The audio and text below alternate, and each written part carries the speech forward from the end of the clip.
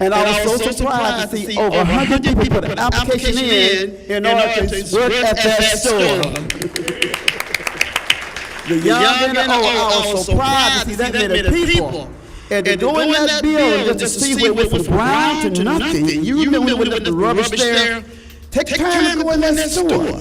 Leave a legacy for your children, your grandchildren, your family, and say, everybody say, we own it. We own it. So I ask you, City Councilman, please invest in our store and give us some money. Thank you. I love you.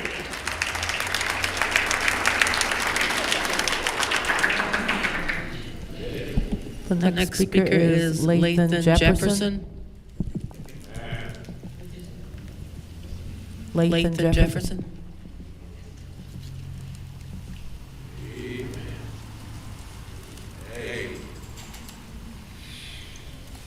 Hi, my name is Lathan Jefferson. I reside in Flint.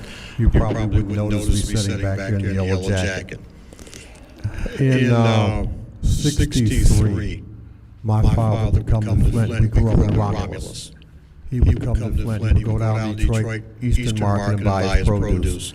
And he would come to Flint and sell it and go back home every night for probably 40 or 50 years. In 76, I moved here because I seen this was a city that I could work in, go 2 blocks, 6 blocks away, and go fishing, go to the beach, go to a park, and do things in the city. Mr. Jarrett's father was the first black man to go south and get a semi-truck load of watermelons and bring them back here and sell them on the street and sell them in the community for a decent price where people could afford them. And it's needed on that side of town because what's not understood, the average group of children are eating Roman noodles and other stuff. They did a study in the schools because the children were throwing the apples and the bananas in the garbage. And then they went and did the study, and they found that the kids didn't know how to get into an apple or a banana. In all races of schools, not just black schools. And fresh produce is needed in this city. My wife told me, she says, I want to move to Georgia. I told her, I'm going to miss you. Because I love Flint, and I love to stay here. I love the people here. You know, and this is a beautiful town, but the building is already up. And simply help it. I sat here across from looking at a lot of you like you don't live here. You go back to the moon and stay. But if a person walks up to you on the street, you can turn your nose up at them. But why not give that person a job? Thank you.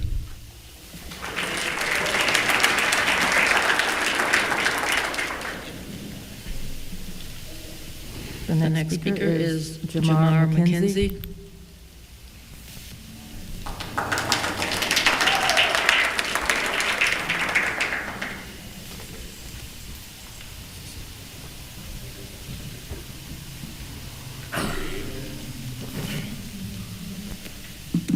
Good evening, Council. City of Flint residents. My name is Jamar McKenzie. I'm the marketing coordinator for the North Flint Food Market. For years, the Pearson and Cloud Road corridor has gone without a full-service grocery store. But now we finally have one that is ours. A co-op built by the community, owned by the community, and designed to serve the community. On a personal note, this opportunity means a lot to me. When I was looking for work, many agencies left my application red. But Dr. Flynn and his team took a chance on me.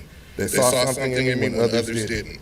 That's what this market is all about, is believing in our own people and giving them a chance to grow. Our management team is now in place. We've started hiring. We are offering competitive wages. What up, baby boy? To give people the opportunity to be able to flourish instead of just going to work and making a wage, knowing that our economy is in the position that it is in. I would also like to give a special thank you to NCG, which is our consulting company. They have done a phenomenal job with helping us master our roles and really get prepared for opening of the store. I just would like, again, to just ask that you guys take consideration and really help us with opening our store. Thank you.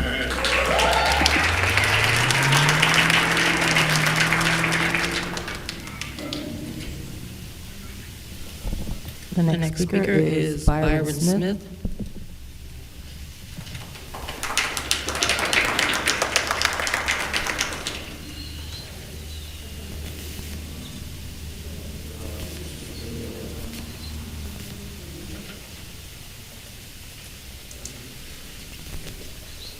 Hello. I'm Byron Smith. I'm a manager at the Enabled-Flint Food Market. There have been many places around here that are good places. Like not recently. You know, there's plenty of corner stores, or there's a Walmart, Myers if you go to the other side of town. But actual good, healthy, something that would help you. We don't have many places of that. And you are the people who, I guess, help to guide the city of Flint. And so, I'm not lost per se, but what my question to you is where is there a place for the young people of Flint, the people who maybe perhaps don't have vehicles, for them to go find them some good food or something that hasn't been processed in 18 different ways. Like, it's a huge thing. People in the city of Flint move out of the city of Flint, not simply because they need better jobs, but because of how bad the food is. That's a part of it. I enjoy food more than y'all know. Y'all don't know me. I enjoy food. I'm looking forward to there being a place where I can go get fresh food that's close to me. I live within 10 minutes of the store. Any other time or whatever, that's at least a 25, 30-minute ride, because I have to go to a store, then I have to go back, and that's not including the walk through the store. It's beneficial for those around us, those that are supposed to be your community, that you supposedly help to guide. So with the benefits that I see, I don't see a purpose, or I don't see a reason why you can't see it. I can see bias. I can see bias. I know what bias looks like. But if you put faith into the community who you want to do better, I believe you will help us open up the store. Thank you.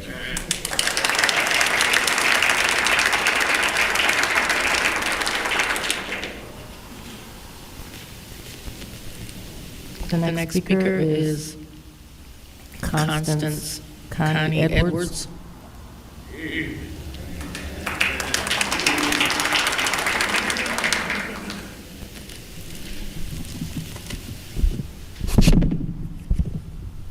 Good evening. My name is Miss Connie Edwards, known as Constance. I am a lifelong resident of Flint, Michigan, over 70 years. I am a resident in the Second Ward. I have been attending some of these council meetings for years. I have been concerned. I'm learning. But I want to share with you something tonight from the book 1619. And I suggest all of us read it. But one chapter now I want you to read is called Sugar by Hannah Jones. And it says, though black laborers no longer play a big role in producing sugar, sugar still plays a big role in the lives of black people. Among all Americans, added sugar has been linked to growing rates of certain chronic diseases, including those from which black people suffer the most. African Americans are more likely to eat poor quality processed food with high amounts of added sugar. In 2013, Public health researcher at Johns Hopkins University used the U.S. Census and the info of USA Food data to analyze supermarket availability by census. As poverty increased, the number of supermarkets decreased. But the prevalence of junk food, stock, convenience stores increased. And when poverty was held constant, the researchers found that black communities still had the fewest supermarkets. In 2015, a study of healthy food available in Topeka, Kansas researchers at Kansas State University found that even low-income white neighborhoods were twice as likely to have a food store than a black one. Food deserts, food insecurity, they concluded, are perhaps the most important, delirious consequences of the residential segregation in the United States. The Socrates of one bad one recent nutritional survey by the National Center for Healthy Statistics found that among children, adolescents, and adults, black people consume a higher percentage of their daily calories from fast food than they do Hispanics and white. In other words, I am a proud member of the North Flint Food Market. And I want to say to you all, from James Baldwin, who said,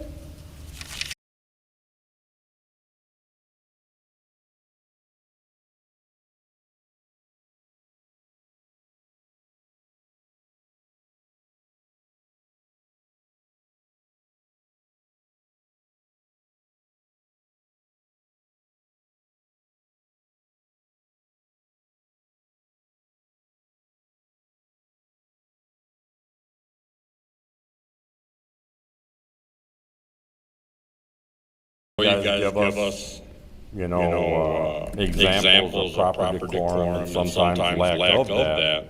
We shouldn't let us affect us negatively and act out on that. And I am guilty. I will be judged by one man about this. But in the end, why you don't come to the council meeting? The chief of police and all that junk. And like that now, nobody ever talking about it. All them people getting killed all this week, everybody act like they killing possums and coons and stuff. And won't mention them meetings getting shot and dropped in nobody else. They dead and locked up 2 weeks later, 3 days, and all that junk don't even burn no. They trying to see what she say and try to put it in a trick bag like War 2 talking about shot, fired. She wants something to happen, and she's still sticking in her purse. Checking her yacht. Don't drop that thing on the ground. It might go off. Tarzan, watch it. And anyway, about this situation. Thank you. Next public speaker, Madam Clerk. The next speaker is Stanley Wood.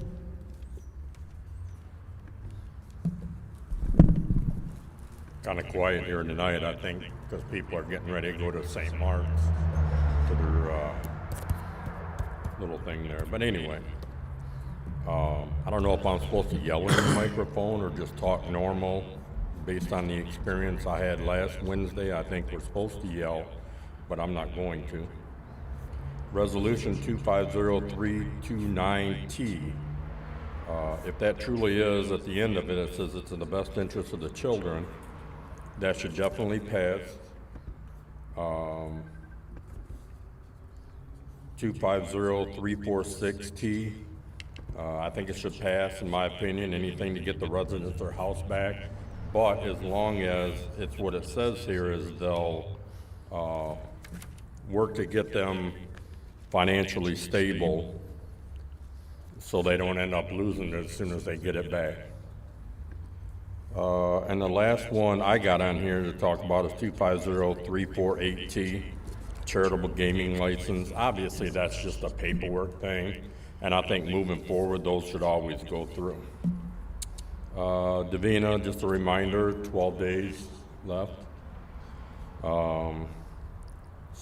Sad to not see Councilwoman Johnson here. I was going to give her a little prop up for speaking up about the drug testing that she goes through. That's the kind of engagement I'd like to see from her. I hope this ain't true, but I heard Leon's talking about running for the school board. If that's true, we got some bigger problems in Flint. And then Councilwoman Lewis and Councilwoman Machette, your behavior during the recess between legislative and governmental, we could hear the conversations down here, and for you to be making fun of fellow colleagues, I think is unacceptable. And then I just want to talk about the drug test resolution that's on hold right now. Councilwoman Lewis brought up the colleagues throwing city property and colleagues saying F you to fellow council people. But if I'm not mistaken, now correct me if I'm wrong, but hasn't the same councilwoman cussed out a pastor more than once? I don't know. I'm just telling you what I heard. And, wow, I got 32 seconds left. Don't forget, I mean, obviously Leon is not here. I won't call him councilman. Keep in mind that October is Domestic Violence Month. Keep everybody in your prayers when you deal with people like that.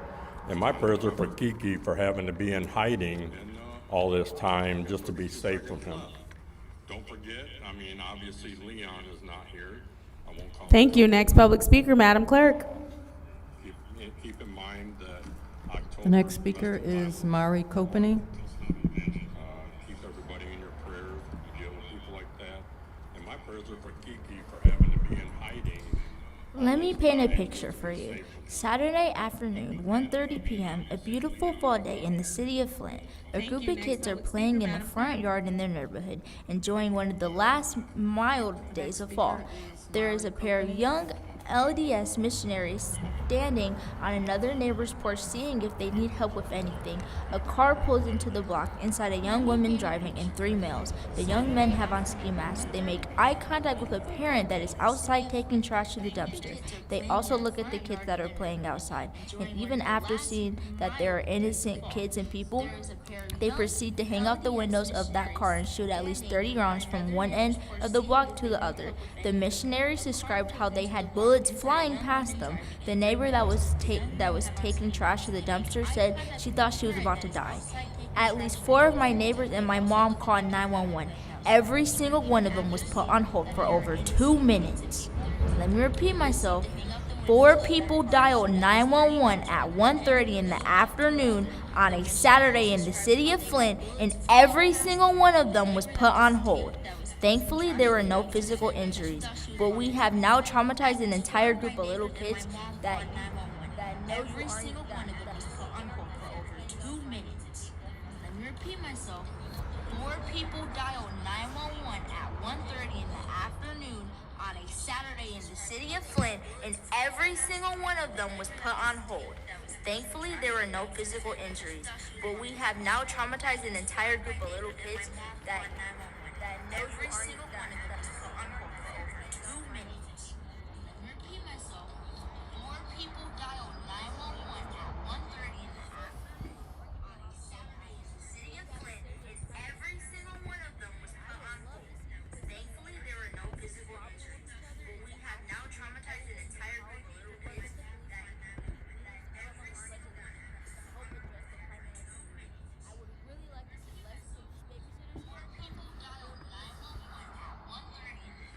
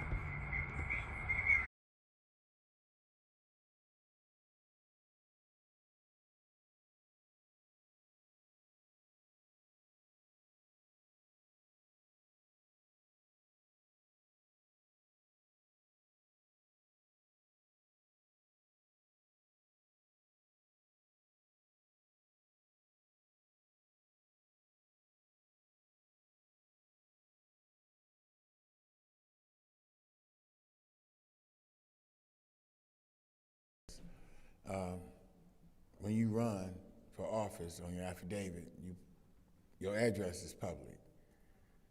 People can get your address. When I put the people information out there, I black it out. I understand. I don't like putting people's addresses out there. But here's the issue. As a constituent or as a resident of the city of Flint, the addresses should be on here, just like this executive order that's getting ready to come out, where assist residents who have lost their homes through tax foreclosures. Those addresses should be on there. The $106,000 for a historic house. Do you know how many houses that $106,000 could fix outside of that one? $106,000, man, that can buy a nice house. I have nothing against whoever house it is. It should be $25,000, if anything. Hey, we can give you 25, you gotta come up with this other 75. I have nothing, not anything against them, but it should be divided to where everybody, as much as possible, can benefit off that $106,000. Serious, it's not a spite, or it's not a slap at Michael Carpenter. I like Mike. But $106,000 for one house, that is a lot of money. And you know, if I had to vote against it, that would be the only reason why I would vote against it, is because it's a lot of other houses that needs to be fixed with lead abatement and everything else. And just one house at $106,000 is a lot. And it's not. I can FOIA. Back when Mayor Weaver was doing service lines, they would come up in zones. And I FOIA'd Rizzo, and they gave me every address of the customers that has waste assessment. We can get the address through FOIA because it is public. It is FOIAble. So when things like this come up, it's not a spite to find out if it's somebody doing something wrong or whatever. It's just, I would like to see the house, me, myself. What makes this house $106,000 worth of work? Why are they doing $106,000 worth of work on this one house when you can get historical funds? Had they put in for historical funds, since it's a historical house? But $106,000, that is a lot of money, y'all, and we know that is. Thank you. Thank you. Next public speaker, Madam Clerk.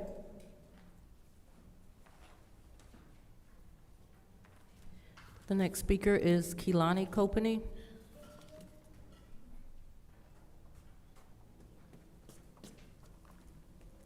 My name is Keelani Copany. I'm 13 years old and I'm the City Council kindergartner teacher.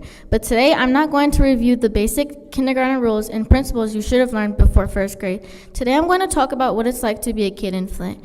Everyone talks about how Flint kids are strong and resilient and how well they overcome adversity, and we are, but why do Flint kids have to be any of those things when the only thing they should be worried about is being a kid? Unfortunately, that's not the case for many kids here in Flint. Every day, kids like me walk to school, to the bus stop, to the park, or just sit on our porches. But too often, we do it looking over our shoulders. We've gotten used to hearing sirens, not laughter, gunshots, not fireworks, and that's not how any kid should grow up. And everyone likes to blame the youth for the crime. And while young people do play a part in the crime, the adults in the city, including parents, honestly need to step up and take accountability for not stepping up for the kids here. Parents need to know where their kids are and what they are doing. Kids need a village to be able to thrive. They need teachers, coaches, mentors, and neighbors that look out for their well-being.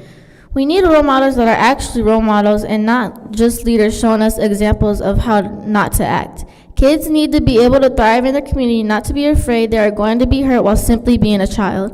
And it's time for everyone to step up and do better, because until you grown-ups do better, you can't expect the kids to do better. Thank you. Next public speaker, Madam Clerk.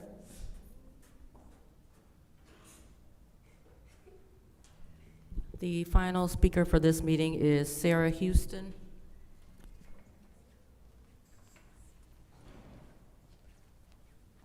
Good afternoon, Council. Sarah Houston from the 6th Ward. I want to first start off by apologizing for my behavior the last time I was here. That's not me. That's really not me. I don't like to come off as that, and God's been working on me about accountability in my mouth and what I'm saying, and if I'm representing things, how I want to come off. And so I want to personally say I am sorry to you, Ms. Liddell Lewis, Dr. Liddell Lewis. I am apologizing to you. I hope that you'll take my apology. You don't have to. That's on you, not me. Happy belated birthday to you. You share a birthday with my grandson who turned 1. And so I just wanted to be, you know where we were. And I feel like we had a somewhat of a relationship, and I came in and seen some behavior, and I didn't care for the behavior, and I called it out, and I did not mean to offend you, and I apologize for that. I will hope and pray that my first impressions of you as being here for the people are true. I just get sick and tired of seeing an episode of Mean Girls. Everybody is just, it's an episode of Mean Girls, y'all, and we are, especially 1, 2, 3, 4, 5 beautiful black women that should be working together, and regardless of what you do and don't like, just work together for the good of the people. And that's what I would ask of you. I would be remiss not to say that I am a CODA, I'm a child of deaf adults. I come here because I am an advocate for the deaf community. I would love to see sign language interpreters provided for the deaf community here. If you want to spend $106,000 on a house and that's not a problem, why is the budget a problem for access for people that are in this city? Michigan School for the Deaf is housed here. I would like to see access provided, please. I have another minute left. That is wonderful. I had the beautiful opportunity to run into Councilwoman Johnson yesterday at Sam's Club, and we had a wonderful conversation for about an hour, and I thank you for that conversation, because it gave me a lot of insight to who you are as a person, and that we have a lot of things that are like in common, that are alike, and you brought things to me that that brought that accountability to mind, and so I thank you for that. And I just hope that everybody would, try to extend olive branches to each other and try to work together for the good of the city of Flint, because ultimately that's why you all ran. And so I would love to see people put their feelings aside and just work together for the good of the people. That's all. Thank you. Thank you. You said that was the final public speaker, correct? That's correct. Seeing as how that is the end of public speaking, it's now time for council response. Council members may respond once to all public speakers only after all public speakers have spoken. Individual council members' response shall be limited to 2 minutes. Is there anyone who would like to speak during council response? Seeing as how, Councilwoman Burns. Thank you. I want to say thank you to all of you who have shown up today. And I do also want to say thank you to Bethel, who opened their doors for a community meeting for the 6th Ward, and basically for everyone to come ask questions, to gain knowledge of things, and to share information, experiences, and so on. But I also just want to also state that today at 6:30 p.m., St. Mark Church will be having a restoration at Calvary United Church at 2111 Flushing Road at 6:30 with Bishop Trotter. The Albert Strickland and Chosen Choir will be there, and it's open for everyone, and it is to unify the community. On August 30th, St. Mark had a devastating fire at their church. It was burnt, but the entire church was smoke damage. There was certain parts which were completely totaled, and the entire church was filled with smoke. So they're out of their church, and a call went out. The community showed up from everywhere, Wayne County, Saginaw County, just to make sure that the congregation in the church was okay. We have had in the past several weeks or months, our churches have been under attack. So my heart goes out to St. Mark's, the Grand Blanc Church of Latter-day Saints, and the People's Church of Flint. And they're asking for everyone today to come fellowship at Calvary, and a meal will be served afterwards. I yield the floor. Thank you. Is there anyone else who wishes to speak during council response? Councilwoman in the second ward, you have the floor. Thank you, Madam Chair. So just wanting to comment about the mayor's executive order. I heard a resident speaking on it, so I just want to make sure that he is aware of what's happening. If you look at the resolution, it says that talking about the Neighborhood Works Program, and it talks about what's needed to do so. So it talks about how the homeowner must pay back all outstanding taxes, fees, and costs, execute appropriate documents, and participate in a financial literacy program and other requirements before the homeowner may buy their property back. So it's definitely great to be an informed resident when you approach that lectern. Thank you so much, Madam Chair. Thank you. Is there anyone else who wishes to take the floor during council response? Seeing as how there's no one else, I will take my time. I do want to thank both of the young ladies that came and spoke today. I do want to say that 2 minutes is a very long time when there is an emergency, and that is not acceptable. I'm not passing blame, but what I am saying is that the Flint police are not in charge of the 911 dispatch. But the calls are dispatched out as they should, and I've heard other people say that they have had that experience, whether it was in Flint or not in Flint, about the either being placed on hold, which again I understand is completely devastating when you're in the middle of an emergency, or just wait times, right? And so I want to acknowledge the fact that you brought up something very important to our attention, and that you are not the only ones who have experienced something like that. Also, to the other young lady who spoke about the experience of being a child in Flint and how there are programs and things that we should be offering, something that we should do better. And I do appreciate you also explaining the fact that it's a partnership, right? Because parents should know where their children are. They should know what their children are doing. And it is our job to the best of our ability for what we can do, because again, we can't overreach or overstep or come into homes and parent children, but we should do what we can with the resources that we have to figure out some services that will work to make sure that some of the experiences that we had growing up in Flint, and even more so our parents who had wonderful experiences growing up in Flint, that you all get an opportunity to learn here, grow here, be productive here. If you should choose to go away, actually want to come back here. So thank you both for coming and speaking. I don't have any more time left. So we now move on to the consent agenda. What is the pleasure of the body? Madam Chair. Councilwoman in the 4th Ward. Make a motion to send the consent agenda to council. There is a motion to send the consent agenda to council. Is there support? Moved and properly supported by the councilman in the 8th Ward. Are there any separations? Madam Chair. Councilman in the 8th Ward. 250346. 46, okay. And that's it. Are there any more separations? Councilwoman in the 5th Ward. 250347. 347.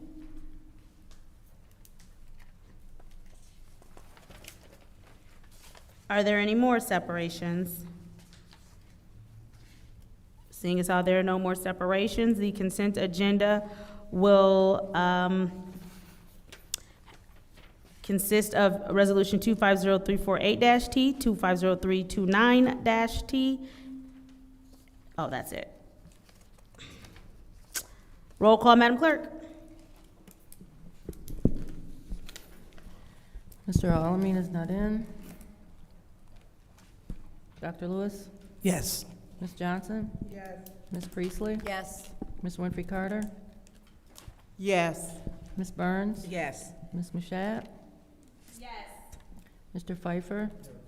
Mr. Jarrett is not in.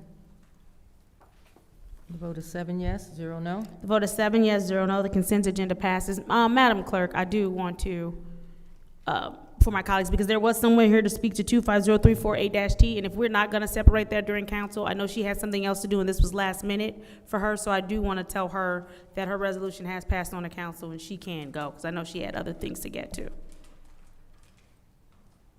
So thank you. Thank you.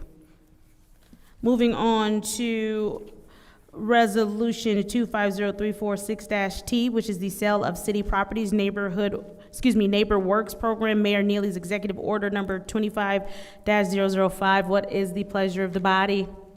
Madam Chair, Councilwoman in the Fourth Ward. move to council. There has been a motion to move this resolution to council. Is there support? Support. Moved and properly supported by the councilman in the Eighth Ward. Is there discussion in the first round? Madam Chair. Councilman in the Eighth Ward, you have the floor. So, through you to the city attorney. I don't have a problem with this. I just want to make sure that it's not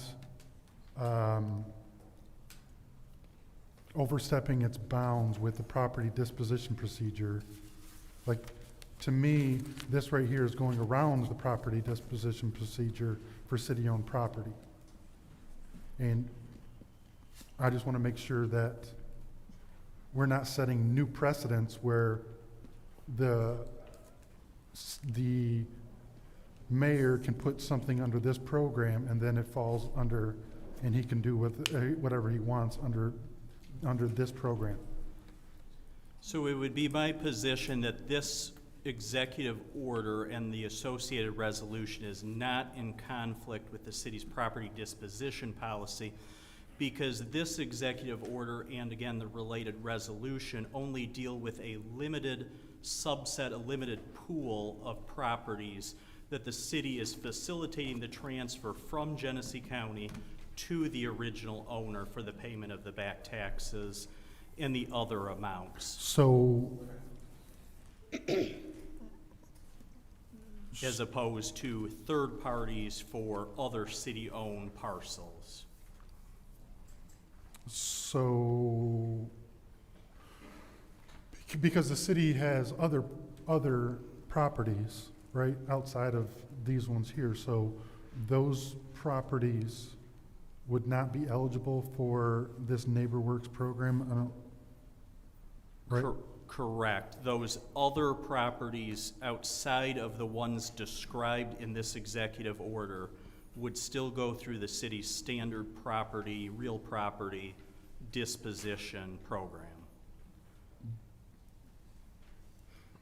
This is only a limited pool of properties that were claimed from the Genesee County Treasurer tax foreclosure auction that are being disposed of according to the terms set forth in the executive order and the accompanying resolution. So this would be from here until the end of time, correct? This isn't, does the executive order expire or does that continue? Like, is this program now for the upcoming year, the following year, like, is this going to be ongoing and we never touch it again? Correct. Okay.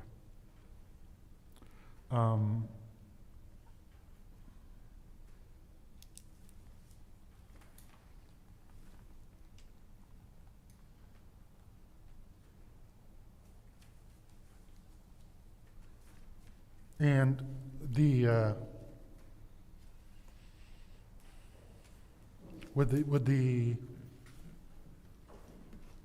all of the fees or whatever that's paid by the resident, because this is only for if the resident is still in the property? That's my understanding, yes. And that money would just go to the general fund? That I'm not sure of. That would be more of a finance-related question. You have a minute 29. Mr. Moore, Amanda. will you, oh, Amanda is here? I didn't see her. Whomever the appropriate staff person is.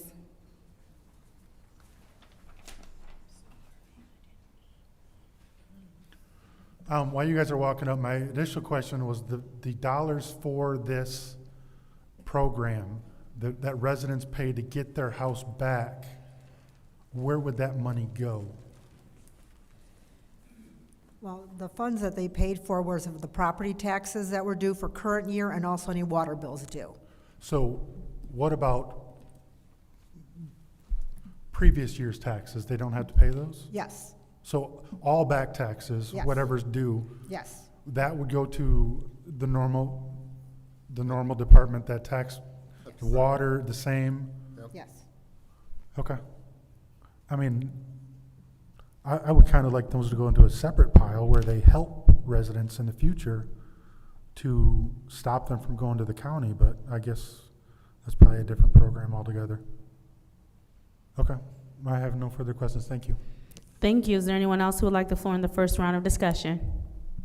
Yes, Madam Chair. Councilwoman in the Fifth Ward, you have the floor. I think I want to know, first, what department will be overseeing this? Would it be your department, Amanda, or? Well, I will, once any parcels are, presented to me, then I will make sure that we get the, the dollar amounts for that. But other than that, how it comes to me, this year it came through from Stacy, so from assessment, so. Now, do we have a list of the properties in question? There is a list, yes.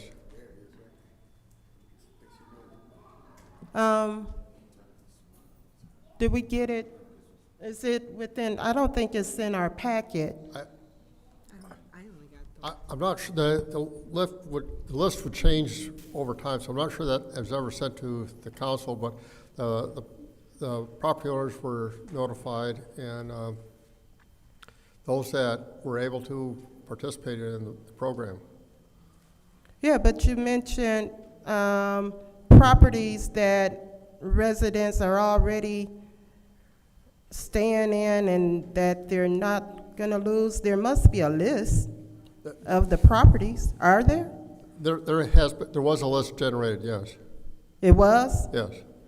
But do we have the list, the council? That I don't know. Okay, first of all, I'm just gonna say this. This resolution 250346 and 250347, as well as 250348. Now, I understand 250348, that's just a matter of, them just needing a vote to do their fundraiser, whatever they're doing. But these other two resolutions, they did not go through committee. And committee is where we do the work. Now, we don't have all the information we need. I don't have all the information I need to make an informed decision and vote on this tonight. So I'm just saying, if this doesn't go back to committee and we're able to talk about this and get the information that we need, I will not be voting on this tonight. So I'm just going to yield the floor, give my colleagues a chance to speak, and that's just how I'm going to put it tonight. Thank you. Thank you. Is there anyone else in the first round of discussion? Anybody in the second round of discussion? Madam Clerk, Madam Chair. Go ahead. Second round.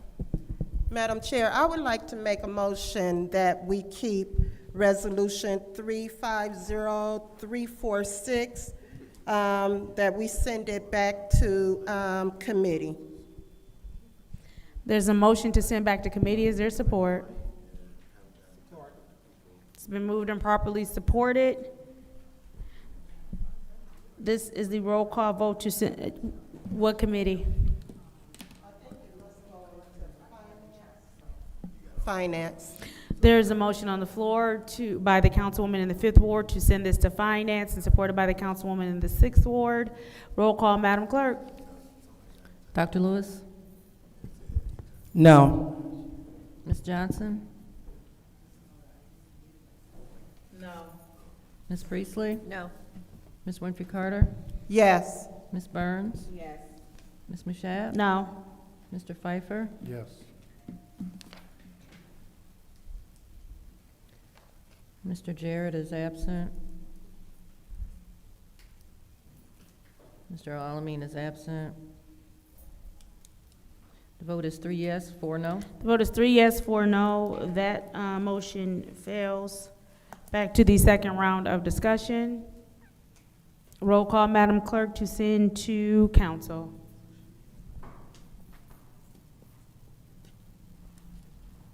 Ms. Johnson?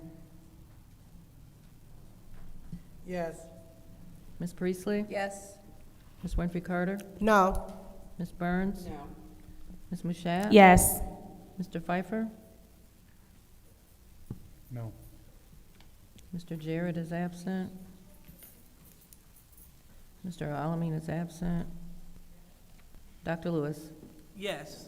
The vote is 4 yes, 3 no. Vote is 4 yes, 3 no. That resolution fails to move to council. Moving on to Resolution 250347-T, which is the issuance of public notice, proposed modification, City of Flint Sewer Use Ordinance for Industrial Pretreatment Program, Michigan Department of Environmental, Great Lakes, and Energy. What is the pleasure of the body? Madam Chair, Councilwoman in the Fourth Ward. send to council. There's a motion on the floor to send this resolution to council by the Councilwoman in the Fourth Ward. Is there support?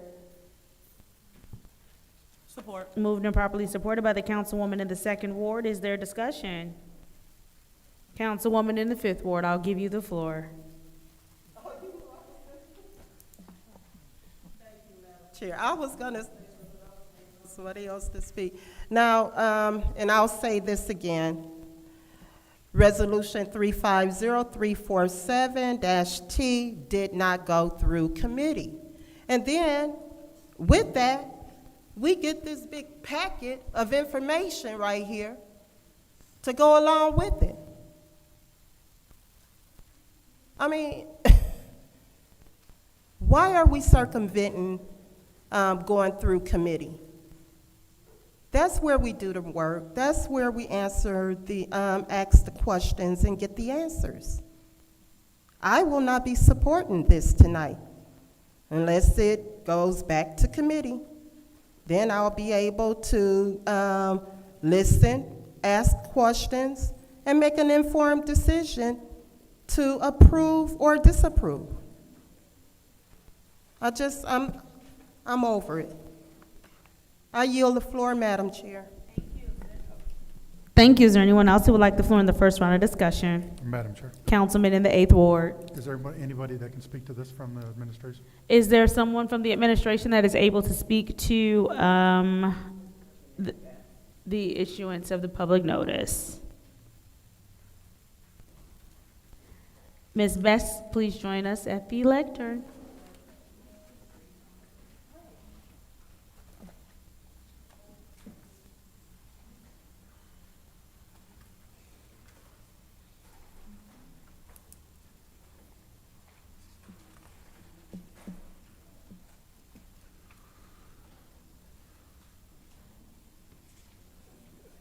Can you give me a little, because we just got this, I don't know if it was emailed to us or not, but we just got this revision. Do you, why is this revision being proposed, and what is the purpose? We're required by the state to update our sewer use ordinance to mirror the requirements of our NPDES permit, and we had to update the limits for discharges by industrial users. So to do that, we had to change some of the language, and that's required. It required us to update the sewer use ordinance. What this proposal is right now is just to put the public notice out for 30 days with the state so that people can review the ordinance and submit comments on it. This is not to pass the ordinance at this point. This is just a public notice. No, I understand, but when we have a habit of, once we issue the public notice, we never review it the way we should, because we vote on it typically the night of the public hearing. So is this, I don't see any date that we have to have this done by. We have till the end of the year? We actually prepared this several months ago, but because there were difficulties with council, we postponed it. Eagle is after us to get this done as soon as possible. So I mean, if they you call us proposed it monthly. months ago, why are we just now getting it today? Because there were issues with trying to get things passed by council. So you didn't even bring it? What does that mean? We continually pass stuff forever at this council. What do you mean? I So know. so you didn't bring it to council because you didn't think you had the votes? I'm trying to understand why you didn't bring it to council. I take your silence as that. I will not be I don't pass- really have I will the- not be, you know what, your silence No. is good, thank you. I appreciate you, thank you. I will not be supporting this tonight. It needs to go back in front of committees and be discussed there, thank you. Thank you. Is there anyone else in the first round of discussion? Madam Chair. Councilwoman in the 4th Ward. So on Saturday, we received the same information that's in our packet that we received tonight. We received that via email. Please check your email for that kind of information so that you can follow up on it and have any questions. This is a committee. This is the Special Affairs Committee. This is where we do the work. We can do the work here that we can do on a Wednesday night committee meeting. So this is a public hearing that needs to be held. The state is after us to hold it, and I will be supporting setting that public hearing at this time. Thank you. Is there anyone else in the first round of discussion? Councilwoman in the 6th Ward. Could you call Ms. Jeanette Best? Ms. Best, will you please join us at the lectern once again?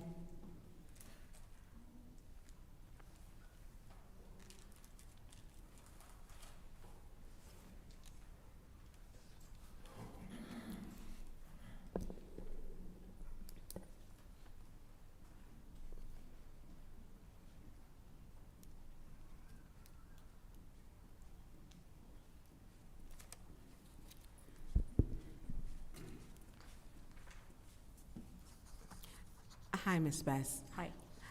So when were you going to, when was it completed or prepared and completed? What month?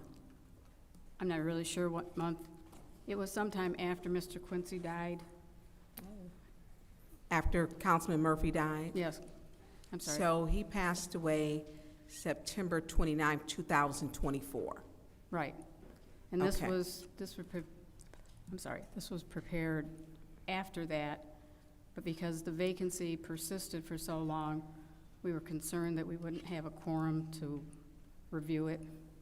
This is just the public notice. This is not, the final edition. I want to ask you a very frank question. Are you concerned about not having 5 votes, that you feel that dealing with our wastewater disposal, that you would hold back a resolution? It was recommended that we wait. Who recommended? Was it the mayor? No. Was it Clyde Edwards, the city administrator? I don't believe so. There was some discussion with him, but it wasn't him. So, with these, that was over a year ago. We're in October. If it was, we're saying when Councilman Murphy was alive. To withhold something, and I understand you're saying it's just a hearing, but if it was something, I would hope that you would not be worried about having 5 solid votes, because we're a body of 9.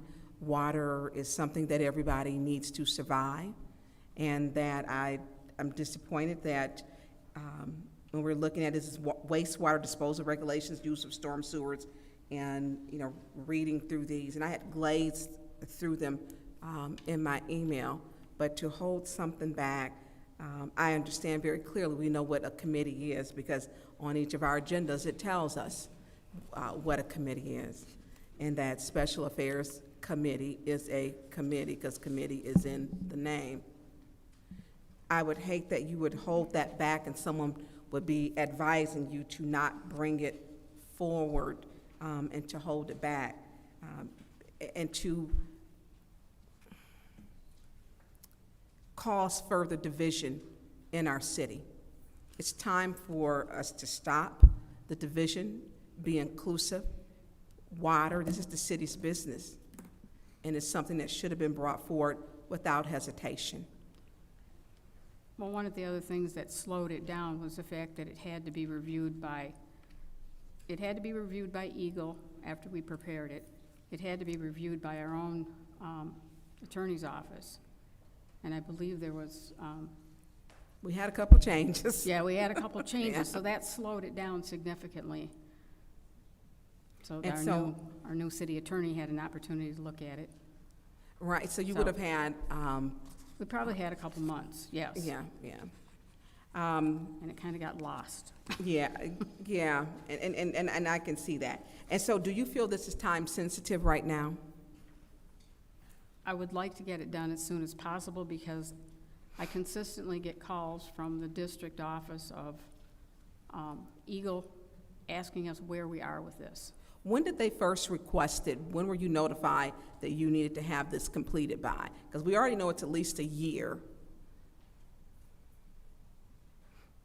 They just keep saying as soon as possible, as soon as possible. So if they notified you a year ago, if we're looking at Councilman Murphy's passing, so it was at least a year ago, September, July? We were working on it then. We didn't have it done then. Oh, you didn't have it done No. in No. 2024? No. Okay. All right, thank you. Thank you. Is there anybody else in the first round of discussion? Anybody in the second round of discussion? Yes, Madam Chair. Councilwoman in the Fifth Ward. Madam Chair, I would like to, what did I do with my, oh, I see it. First, I just want to say this. This did not go through committee, and I want to let the public know that the Special Affairs Committee is reserved for any standing committee agenda items needing additional discussion or information, as well as for any emergency agenda submission. That's Special Affairs. That's what Special Affairs is designed for. Yes, it is a committee. However, it's a committee for us to get information that we need that we could not get during the committee meeting. So with that being said, I will not be supporting this tonight. I would like for this, I'm going to make a motion for this to go back to committee so that we can look at this and then move it on to council. That's my motion, Madam Chair. There's a motion on the floor to send this back to what committee? It looks like it should go to,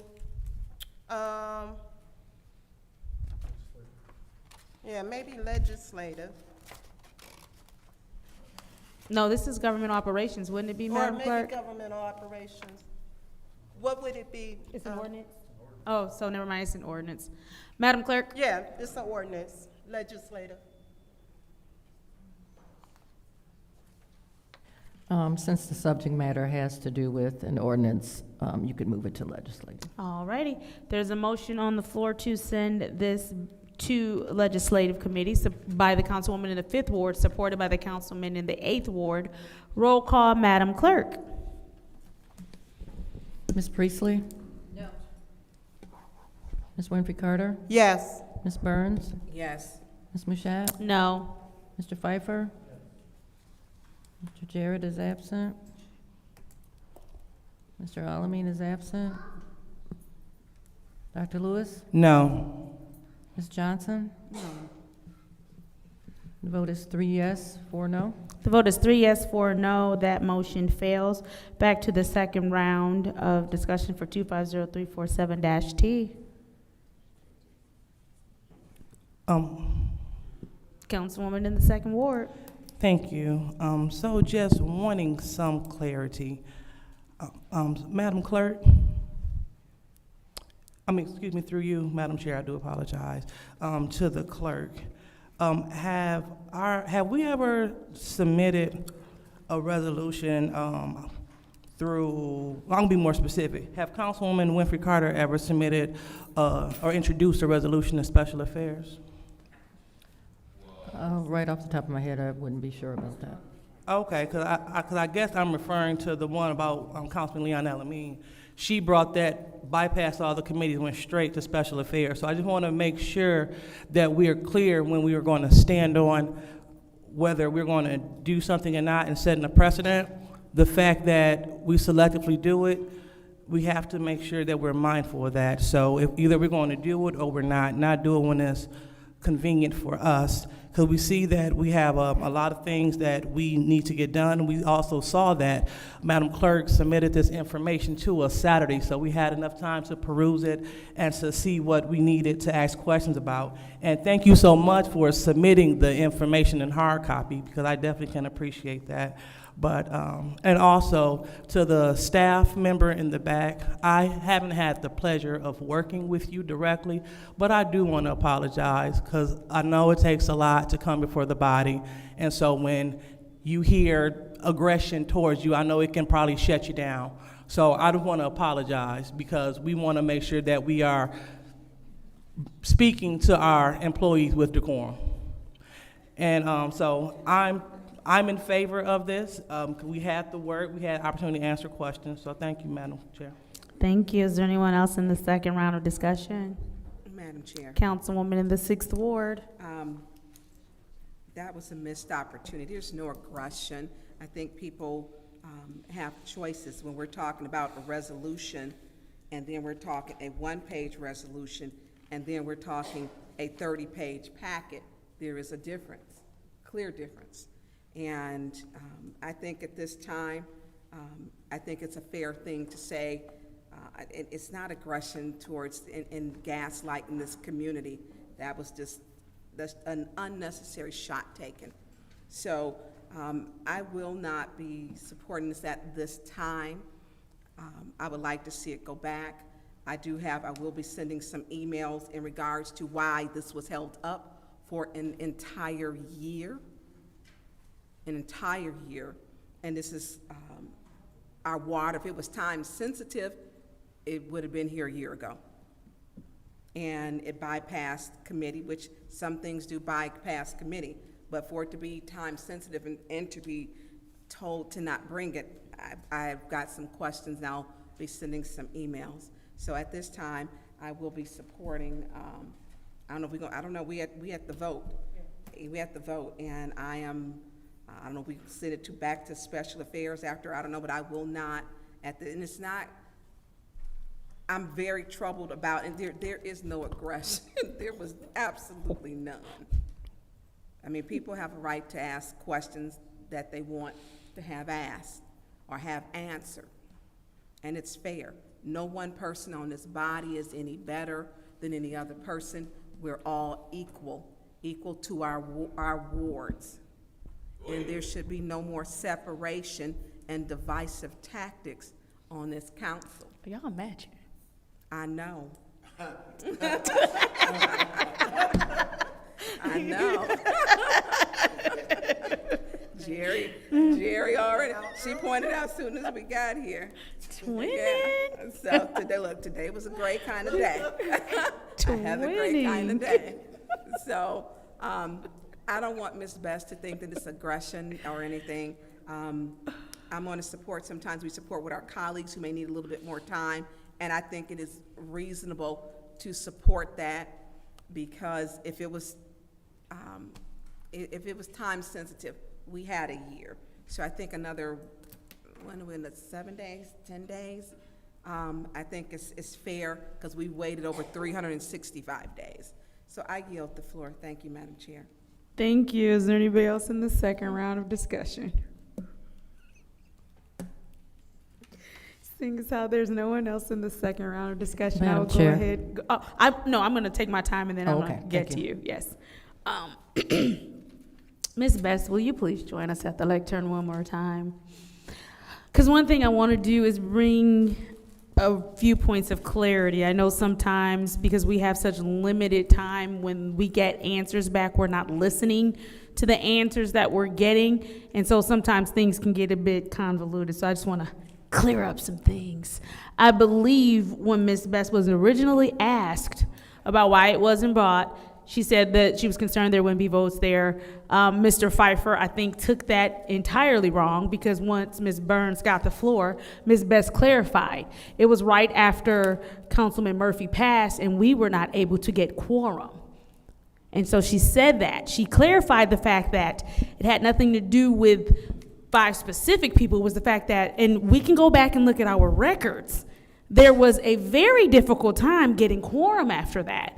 And so I just want to make sure that we are clear and that it is on the record of what you actually said, was the fact that we were not getting the quorum needed to even bring something down that was that serious. And also, I also want the record to reflect the amount of time that it took to get things passed when they finally did pass, right? It wasn't like it was just one of those things. We probably would have been trying to do this at this time anyway, Ms. Best. I do want to be clear that we are here now.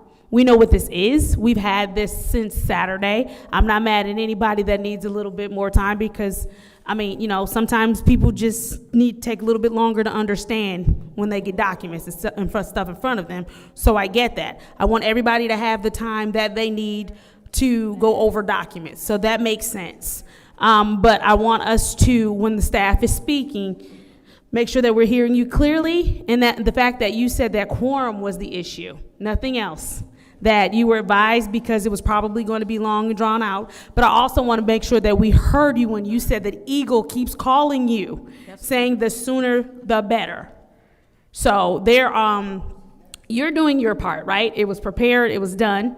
And so now you've kind of got pressure on both sides. You've got Eagle calling you to say, hey, where's this at, what's happening? And then you also had the pressures of working in this building and knowing that you couldn't get a full council here, or at least 5 people here, to even go over and give this information and give it the time that you would have needed to given it. So I see you, I understand your position, I understand, obviously it probably took a lot longer than you would have liked for it to take, but there has to be, some responsibility on all ends about what was happening during that time. So I do thank you. I thank you for the work that you are doing. You enjoy the rest of your evening. Madam Clerk, I believe you wanted the floor, so I'll yield. Thank you. Thank you, Madam Chair. I just wanted to make sure that council understood that that ordinance was sent just for your review, because when I received the resolution, it was attached. And there are some circumstances where we have an exceptional request for a public hearing notice like this. We have to do a joint notice with Eagle. So working with the attorney's office in conjunction with Ms. Best and Water Pollution Control, as well as Eagle, it's a matter of making sure that we publish it as required by law. And as she mentioned, this ordinance has to be provided to the public, or I'm sorry, it might have been Attorney Cups, has to be provided so that the public can see the amendments that are being, or the modifications that are being requested. So it's going to be a tricky thing, only because normally the ordinance has a first reading and then we publish. So because the ordinance had been received, I just wanted to make sure that you had it in case you had any questions about it. But the ordinance is definitely not up for first reading or anything at this time. It's just a matter of setting that public hearing and having enough time to give the 30 days notice for the public. Thank you, Madam Chair. Thank you very much, Madam Clerk. I do believe we are on to the roll call vote for Resolution 250347-T, which is the issuance of a public notice. Proposed modification, City of Flint Sewer Use Ordinance for Industrial Pre-Treatment Program, Michigan Department of Environmental, Great Lakes, and Energy, also known as Eagle. Roll call, Madam Clerk. Ms. Winfrey Carter? No. Ms. Burns? No. Ms. Mashat? Yes. Mr. Pfeiffer? No. Dr. Lewis? Yes. Ms. Johnson? Yes. Ms. Priestley? Yes.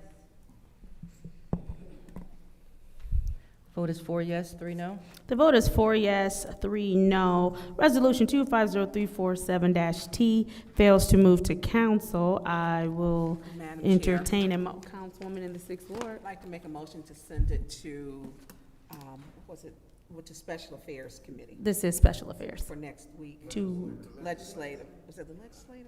Not us. I think that motion already failed. Yeah. There's a motion to adjourn. Is there support? Support. I don't know how that works. Somebody was in the middle of making a motion. I don't know where we could send it to anyways. Just bring it back up at Alrighty. legislative next week. Support, roll call, Madam Clerk, for the motion to adjourn. Ms. Burns? Yes. Ms. Mashat? Yes. Mr. Pfeiffer? Yes. Dr. Lewis? Yes. Ms. Johnson? Yes. Ms. Priestley? Yes. Ms. Winfrey Carter?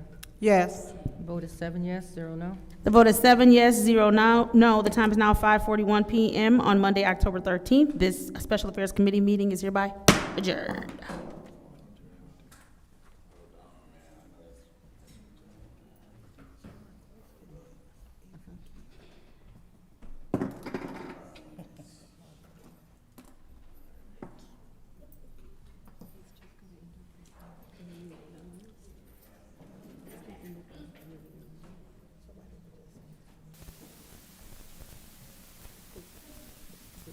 Okay, just a reminder to the public, this is the time to fill out slip for the council meeting, public speaking. If you have already filled out a slip for special affairs, you do not have to fill out another slip. Thank you.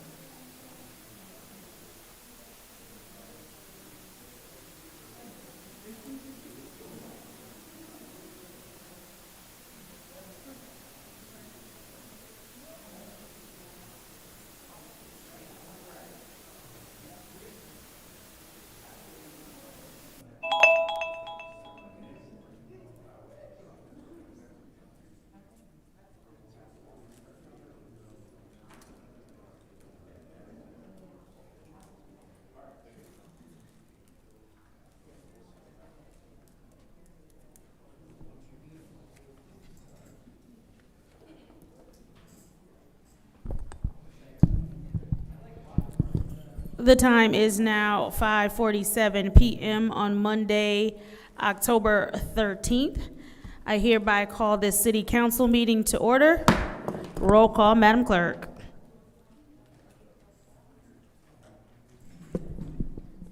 Mr. Alameen is not in. Dr. Lewis is not in.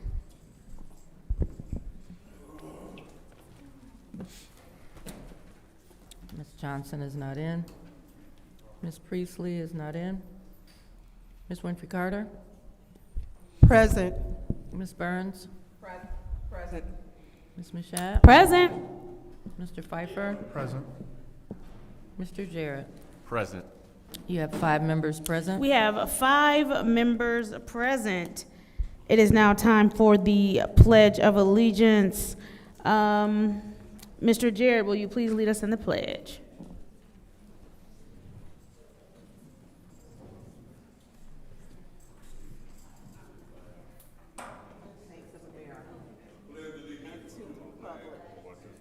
Hold on 1 second, I'm sorry. Can you start over there, please?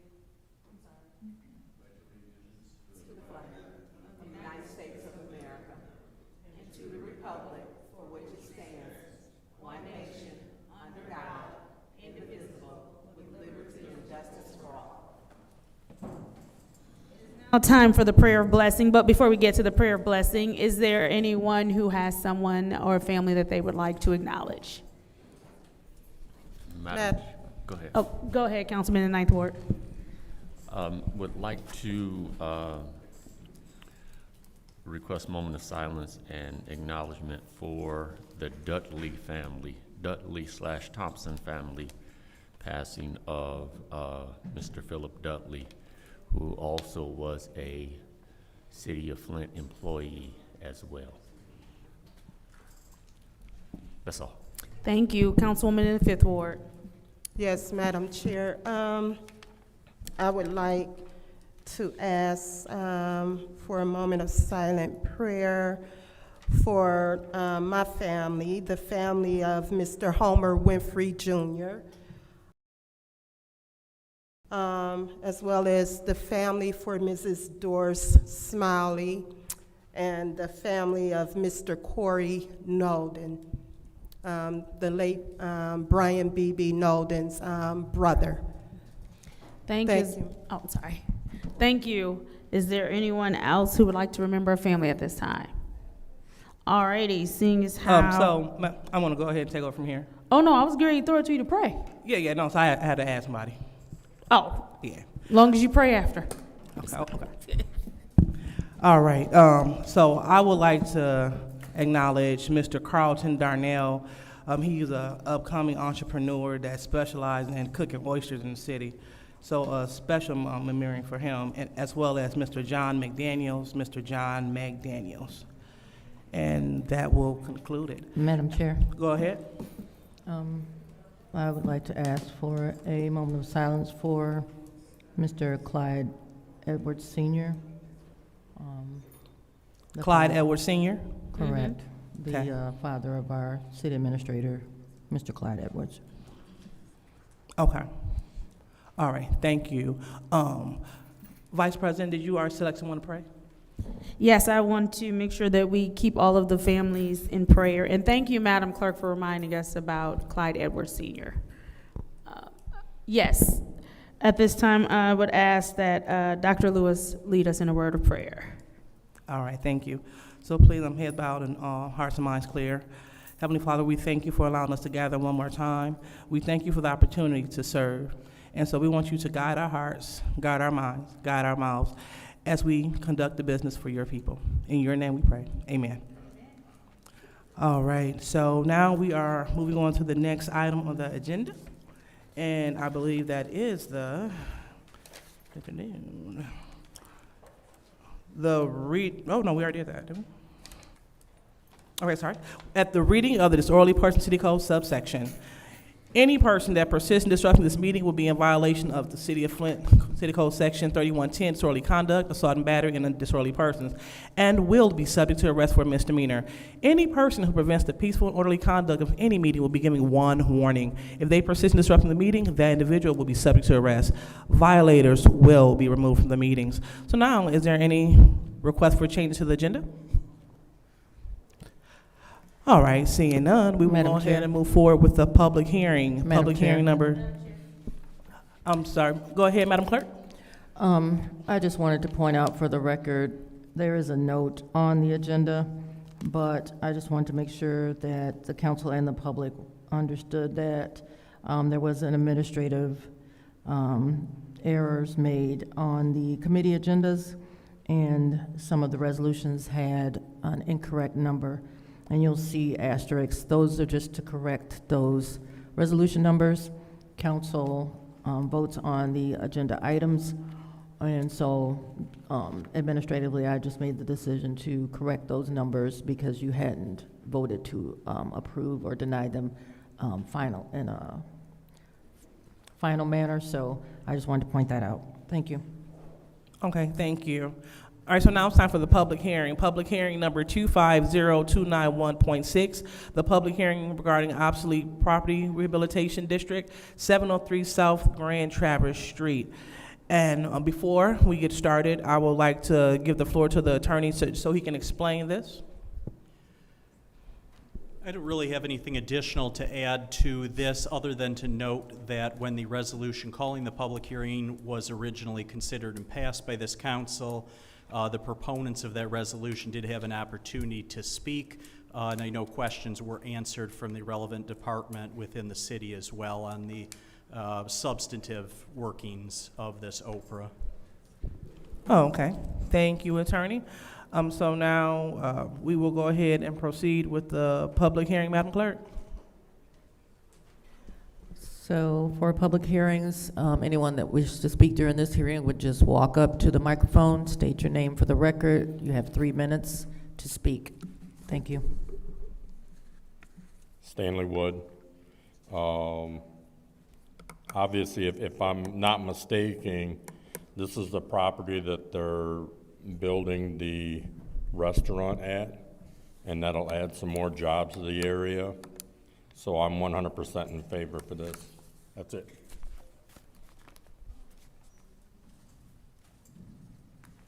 All right, next speaker. Mario Mitchell. And I'm not mistaken, this is the property over on Grand Traverse where we're going to build this restaurant, and we the people had affirmed this, and we was here today to affirm it again. And welcome to Flint and the Grand Traverse, people's in the Grand Traverse house, just like Flint Osteopathic Hotel over there on Court Street. When they built it, they didn't want the public to know about it. But you peoples let us know that you're gonna build. That's the way you do business in Flint. That's for the record. We Flintstones. Welcome to Flint. We need some more restaurants in Flint anyway. Take that. All right, next speaker. I want to encourage those that do speak, please be germane to the public hearing. Any more speakers for public speaking? And please note that this is exclusively on the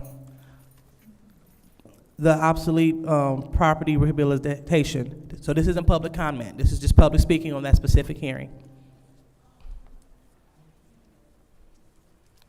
All right, seeing that we don't have any more speakers for the public hearing number 250291.6, I declare public hearing 250291.6 officially closed.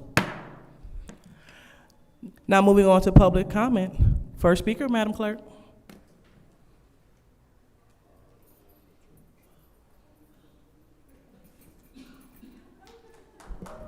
First speaker is R.L. Mitchell.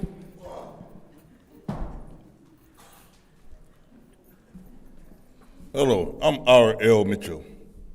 Speaking on this situation you call gaslighting in Flint, the first time we got lighted, it was in 1991 over in Atherton Terrace. Just like when you try to get $1 million to knock them houses down before you can build, the same thing is going on with that ego situation with the woman come up here talking about the councilman done died, and we just add on situation want us we to be okie dokie before we can get gas lighted again, but never again, like the Middle East people say, never again we'll get, like they blowed up the senior citizen home over on Afton Terrace. Like I don't remember that stuff. And all that, and they still asking for money, $1 million right now to finish demolition over there where they can go farther. Just like in Mashack neighborhood, asking for $165,000 just for one house to rebuild inside, no gutted out and all that stuff and all that waste of money and stuff and all. You can build in the other ghettos, you can build take care of about 250 houses with that one house with Mashack, the 7th Ward and all that stuff. And the beat goes on in Flint with that gas light and stuff. The woman in the 2nd Ward talking about, Miss Byrne was talking harshly at the woman. You don't have to apologize to them business peoples. You don't have to, there ain't no weak peoples. Don't apologize. They working for us. That's us. Oh, 2nd Ward. And you know good and well, we the people ain't going for it. We want our, I almost said, Heil Hitler. Hey man, what they done to you? Welcome back, 9th Ward. Wow, stay around the barber shop and you get a haircut without your permission. Hello? All right, and we're gonna, all these bobbleheads in Flint, well, we gonna get names put on this building right over the Hassel Center. There are no old folks home. We gotta build a grocery store in 1 year. Tell Reverend Flims what he talking about, 15 years like the Detroit, we ain't copying off of them. We Flintstone, we can build stuff in 3 months, like our own Door Highway, working on them junkyards. You build a junkyard in 1 month, the frame is already up, the junkyard up today, getting all them people's, all the teenagers, fast cars and junking them because they don't know how to drive, going 150 miles an hour down Kyle Road, and they drunking them supersonic cars like it ain't nothing funny. And nobody saying nothing about it. And got babies having babies and taking their babies and taking their guns. And stay tuned, America. In New York, watch out. Trump on the way back to Flint. All right, thank you. Next speaker, Madam Clerk. The next speaker is Stanley Wood. Councilwoman Johnson, you weren't here right at the right time earlier, and I just want to thank you for being engaged and speaking up about the drug testing when they were talking about that. That's what the people want to see. I want to see you engaged. I want to see you put your input in on things. And just know that I have to be on time every time in order to speak. So that means I got to have my slip in at 4:30 on a Monday or 5 o'clock. But today's attendance, there was only one person here on time. Quorum wasn't established until 4:39, so we're 9 minutes late. Again, I have to be here on time in order to be able to speak, but yet I guess you guys think our time isn't valuable. I don't know. Next time you guys decide to talk about changing the council rules, what I would like to see, because I've seen it affected Councilwoman Priestley and Councilman Pfeiffer directly, is I'd like to see where, if you guys could change the rules that as they call somebody up through the chair, that their time freeze during that time, because like I said, for Councilwoman Priestley, it was like 1.5 minutes, almost 2 minutes, before they could come up with their answer, and with Councilman Pfeiffer, it was well over 1 minute today. So I'd like to request that. Councilman Pfeiffer, I agree with you. Silence is an answer. If you're not gonna say anything, I look at two things. Silence is an answer, or silence is acceptance. One of those two things. So if you don't do nothing about it, you stand silent. If you're just gonna stand there and silent, then you pretty much answered my question for me.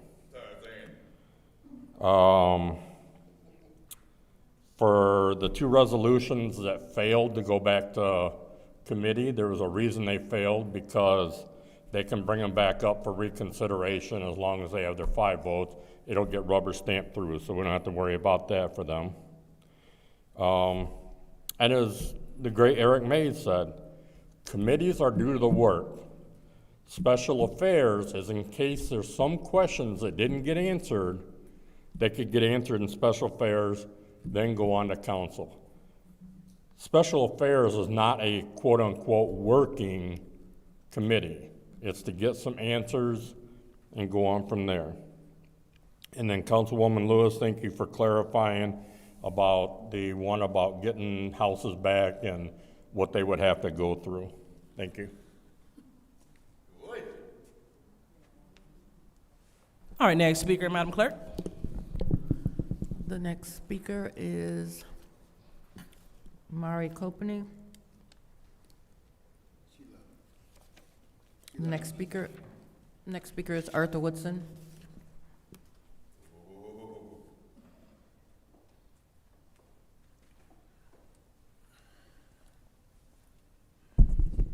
Mr. Stanley, don't thank her for what she did, because that wasn't my question. I know what the program was. I asked about the addresses. And here's the thing, right? I tried to ask a question that I already know the answer to, just to see if a person would tell me the truth or give up that information. A guy named Ryan works here at the city, and he took people money over a year ago, and they never got back in touch with him about saving their houses. And they want to know what is going on with their house. Liddell, I don't even like calling you councilwoman, because we can come up here and speak professional, and you still, with your raggedy wig, want to attack people, man. That wasn't even nothing to answer. I mean, your response is trying to I got you moment, instead of just responding, trying to figure out what it is that I was talking about.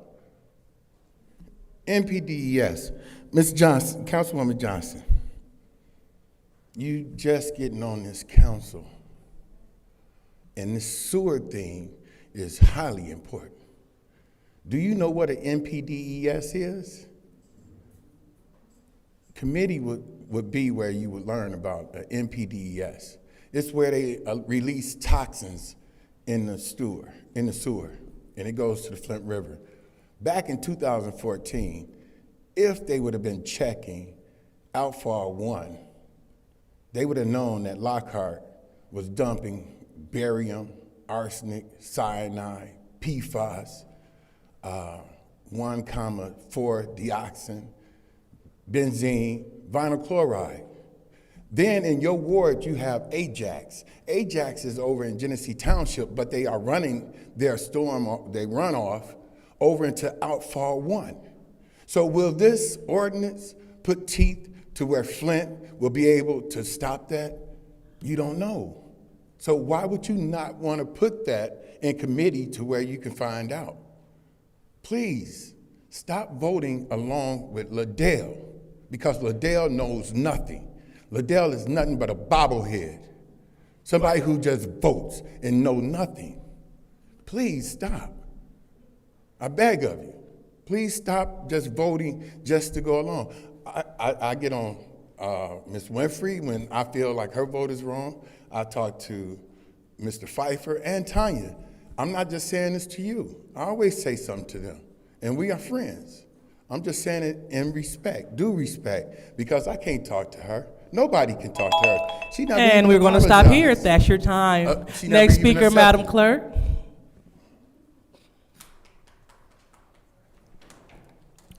The next speaker is Keelani Kopeny. I'm assuming is She's not present. Next speaker is Sarah Houston.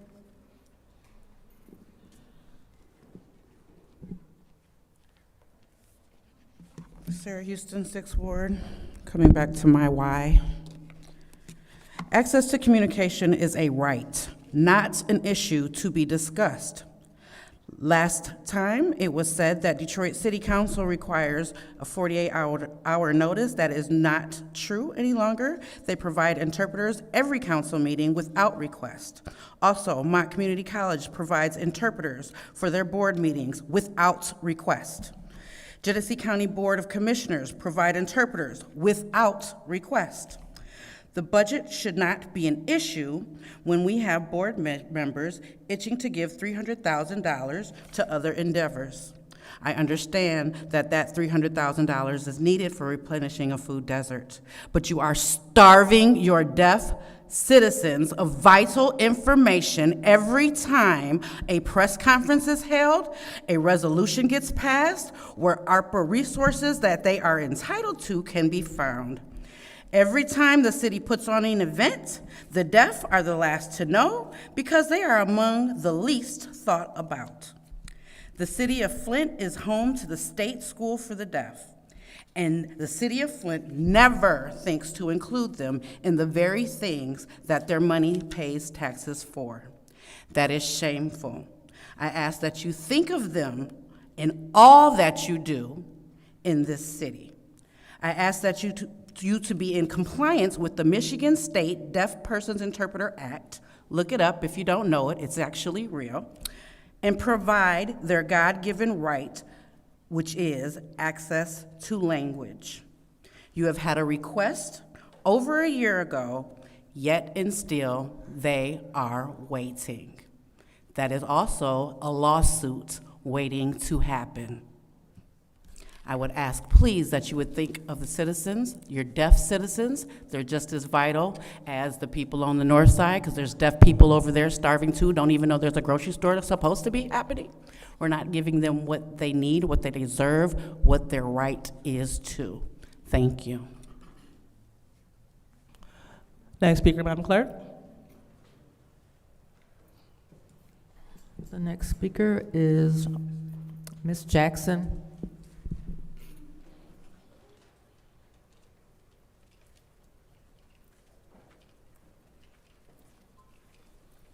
Good evening. My name is Janae Jackson. I am Kiki's mother. I want to state for the record that Leon don't stay at 606 Mott Street. Police officer testified, well, he didn't testify, he said to us that the only people that stay there is the lady and her dog.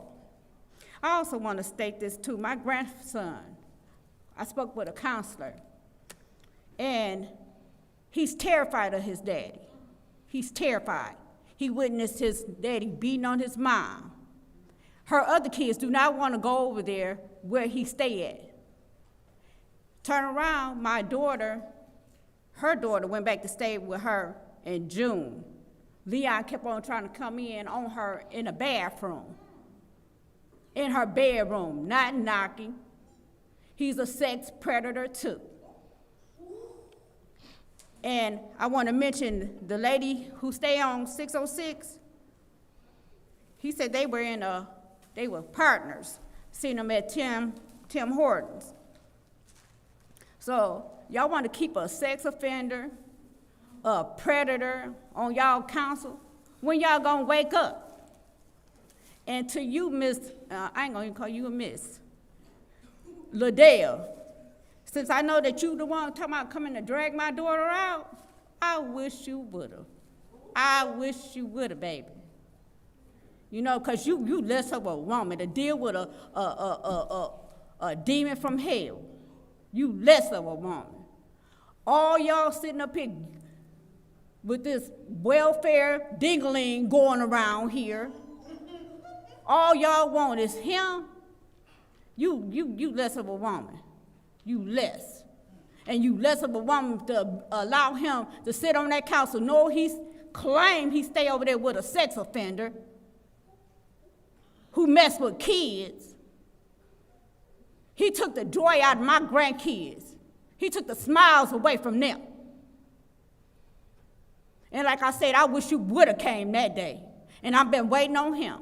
It ain't no threat. It's not no threat, I promise you. And I'm gonna say this.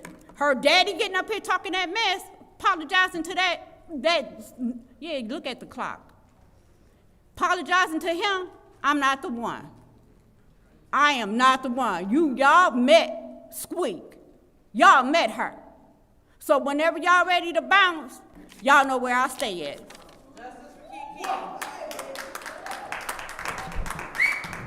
And next speaker, Madam Clerk. The final speaker for this meeting is Tanya Jones.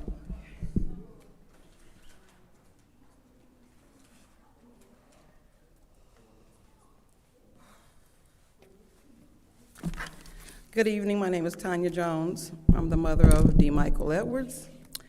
And first of all, I want to say, Ms. Liddell, you said aggression, and you apologize to them back there. Since day one, I've been coming here concerning my son and the opioid crisis. All I've been getting is aggression, mainly from you. Mainly from you, and lies, Candace, aggression. But you got a child too, so you don't know what their future might hold. And I promise you that. Karma is something else different. And on that, guess what? Let me go ahead and go on. I would like to know where's the money for the $150,000 of the opioid money that y'all gave to Leon. The opioid crisis is real. Who signed off on it? It's people out here. My son, I brought my birthday in. My birthday is October 9th. I brought my birthday in not knowing where my son at, because he a part of the opioid crisis. His journey is my journey. And I'm going to keep coming down here, and guess what's preaching about the opioid crisis. I just learned out of Miss Claire invited me to the Flint Public Library this past Saturday. I'm grateful for the things that he go out here and he do. I'm grateful for Claire, because I did not know, Miss Claire, I did not know about the people that died behind the water crisis. I didn't know. I go to the library about ready to cry my lashes off, because it's real. People out here dying, and y'all taking the opioid money, y'all taking the ARPA money, y'all taking the water money. Y'all just taking everything. From my understanding, I done heard the bus station's supposed to get torn down and apartment's supposed to be built. This is unreal. This is the city of Flint. I don't know what I'm doing out here, but guess what I'm doing? Y'all act like y'all don't care about the people. And Adele, you can look down all you want, but you said aggression. You apologize to them people in the back. You need to apologize to everybody that come down here every week. We got lives, but we come down here. I just had to deal with John Cole. I went to that case because if he got out, guess what? I was hoping he'd get out, because guess what? I would have been locked up.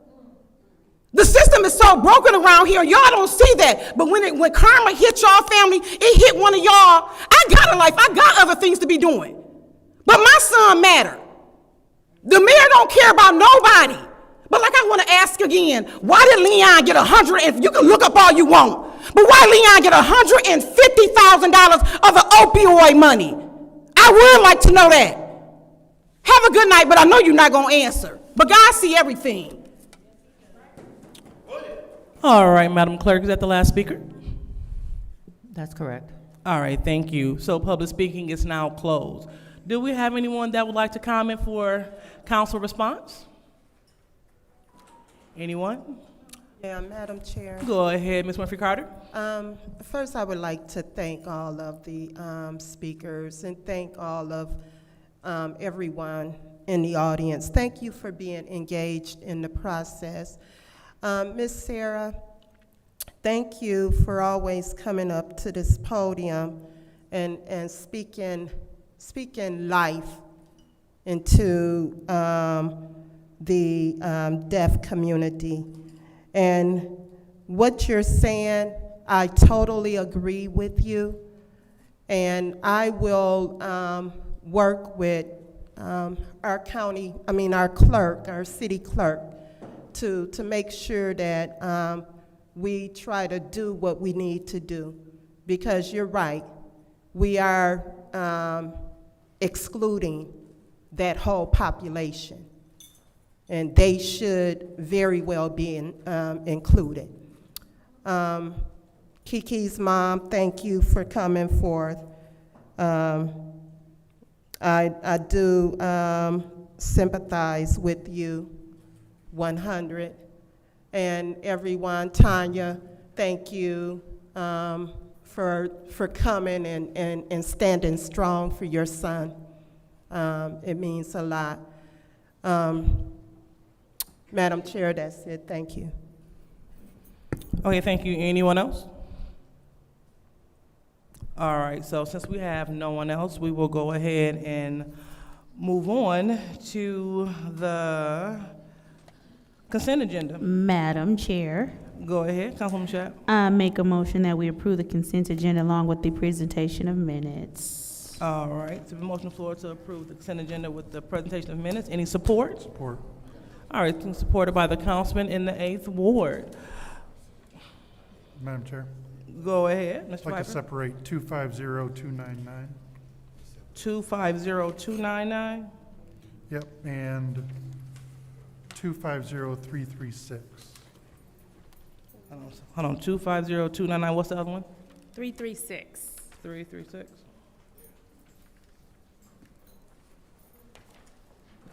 Okay. All right. Seeing that that is it, Madam Chair, go ahead. I just want clarity about what the double asterisks mean. Madam Clerk, could you please explain the double asterisk, please, on 250? On the ones that have them, just what does the double asterisk mean in general? So those were misnumbered during the committees. Got So it. these are corrected numbers. Same items, it was just where there's 3 in the 100th spot on committees, it was a 2 on some of them. So these are just corrected agenda numbers. Okay, thank you. All right. So we have 2 separations. So the consent agenda will include the presentation of minutes in addition to Resolution 250332, 250333, 250334, 250337, 250338, 250339, 250340, 250329, and 350348. All right. So now it's time for the vote. Roll call, Madam Clerk, for the consent agenda.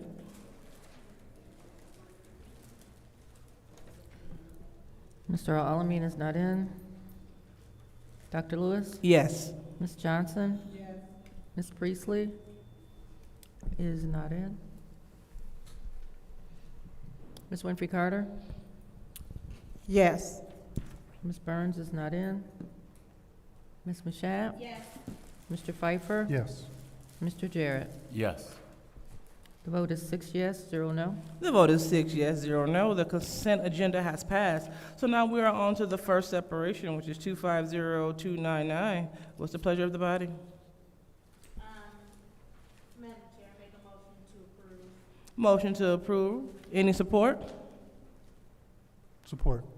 Supported by the councilman in the 8th Ward. Any discussion, the first Madam round? Chair. Go ahead, Mr. Pfeiffer. So I will not be supporting this until the administration provides the address. They're coming up with a BS, I'm going to say excuse. We are not subject to HIPAA. No, we are not. We are not subject to HIPAA. We are not getting any medical records. We are approving dollars. And I am not going to put my name on $106,000 for one single residence without knowing where that residence is. It's as plain as simple as that. I think the fact that we have other lead abatements that have happened in the city, and we don't have any problem disclosing that, this is unheard of and unprecedented, and the dollar amount makes me believe that there's something that is hidden with this resolution. We are fiduciaries of the city, and if we can't know the address on a $106,000 allotment, I mean, to me, and then it's supposedly told by HUD, but it's only verbal. You only have a verbal from HUD saying that. It's BS.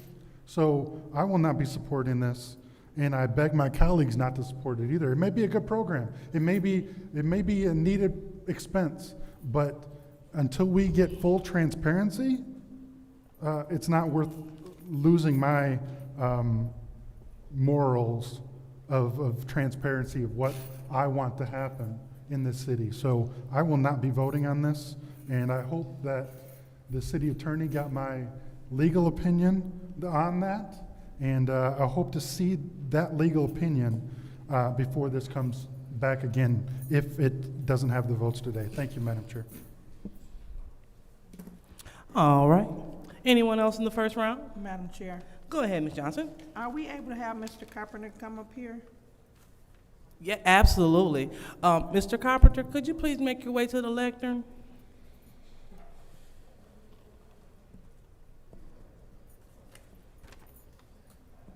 The clock is ticking, sir. Will you have to step on it? It's time sensitive. Mr. Mitchell, I'm calling you to order. Right, thank you so much. Mr. Mitchell, keep yelling out. That'll be your first warning. Thank you. Hi, Mr. Carpenter. All right, go ahead. Good afternoon, Mr. Carpenter. Good afternoon. I have some questions. The 106,529.50. Do you guys, what's the limit that you spend at each home? Or is there a limit? No, there's no limit. Each home varies, just depends on how much lead is in the home. Okay, so each home varies for the amount, so it wasn't, I thought, before, I know I have, spoke to you regarding some lead abatement for the city, right? I thought, I don't know if you told me this or not, I could be wrong, that the city of Flint only covers 30,000, or? That's like the median, but we are abating complete lead from the home. So we won't go into a house and do half the lead, we're gonna get all of the lead. So if we come to a house where it's over a certain threshold, I just get a request from my GTR, which is HUD, and they will approve it. All right, thank you so much. You're welcome. All right, anyone else in the first round? Madam Chair, Go ahead.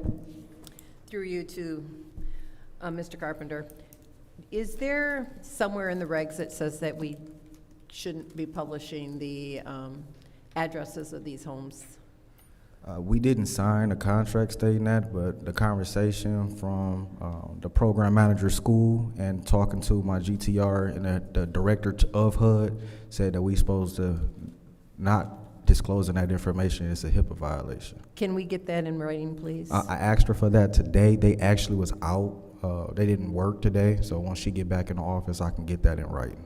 Okay, I would appreciate that, because that would alleviate some of our colleagues' concerns. Yep. Thank you. You're welcome. All right, anyone else in the first round? All right, seeing there's no one else. Oh, go ahead, Ms. Shay.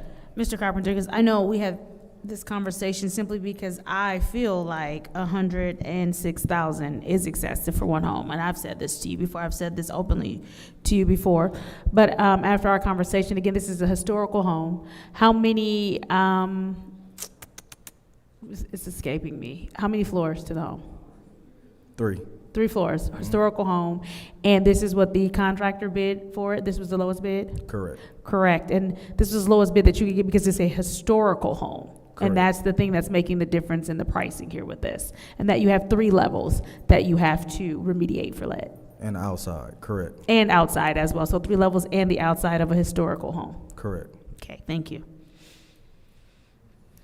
I do have another question. I don't know if our city attorneys would be privy to any such conversation or if they could give a little light on this, but Madam Chair, if I may, through you to the city attorney, are you able to give us any background on what information can or cannot be disclosed, or is that not a conversation you would have had? So I had an opportunity to speak with Mr. Carpenter and Ms. Sparks Green this morning and learn a little bit more about this program and exactly where the funds are coming from. While the law department hasn't had an opportunity to prepare a written legal opinion, it is my opinion that the release of the address in this case would identify protected health information as it's defined by HIPAA. Specifically, it's my understanding that the funds that we're talking about here come from a program called Healthy Homes Dollars, and it's provided by HUD pursuant to a statute called the Residential Lead-Based Paint Hazard Reduction Act. And the way that individuals or properties, is, again, as I understand it, qualify for this program and to receive funds through the City of Flint from this federal statute, certain protected health information has to be provided to qualify. Okay. So therefore, the disclosure of this address would necessarily provide public notice of this protected health information attribute. Understood. So, okay, and if I understand you correctly, it's a HIPAA violation in the fact that even posting the notice of the home is posting the fact that there is some sensitive health information for that person. I mean, probably not the best summation of what you said, but. Correct. Okay. By releasing that address, it identifies to the public, people not entitled to that PHI, that a resident of that household has this qualifying medical condition. Got it. So the HUD money that we have is, we're only remediating homes as far as this grant goes with, or for this particular house, is because they have a qualifying health condition as to why. That's correct. Ah, makes sense. Okay.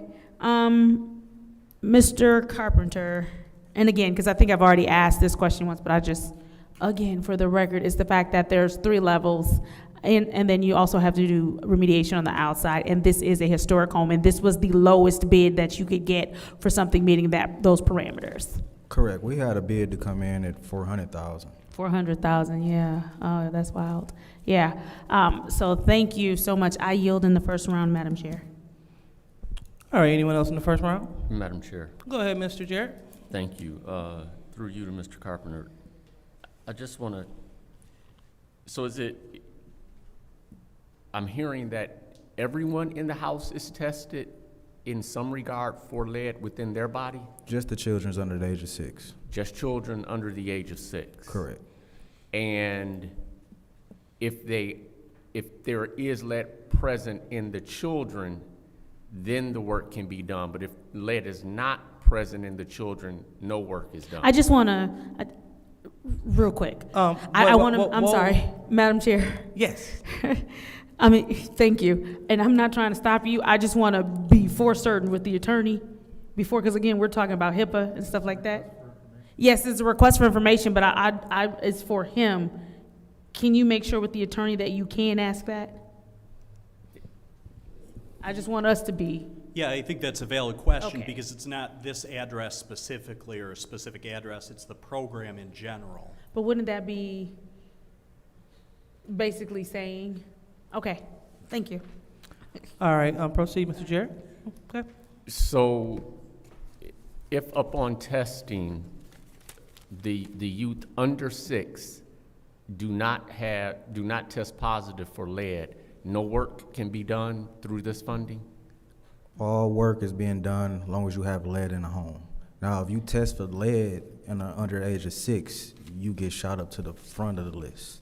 Okay, so it is the case that there could be no one in the home that's tested positive for lead, but the home tests positive, so we remediate the lead in the home.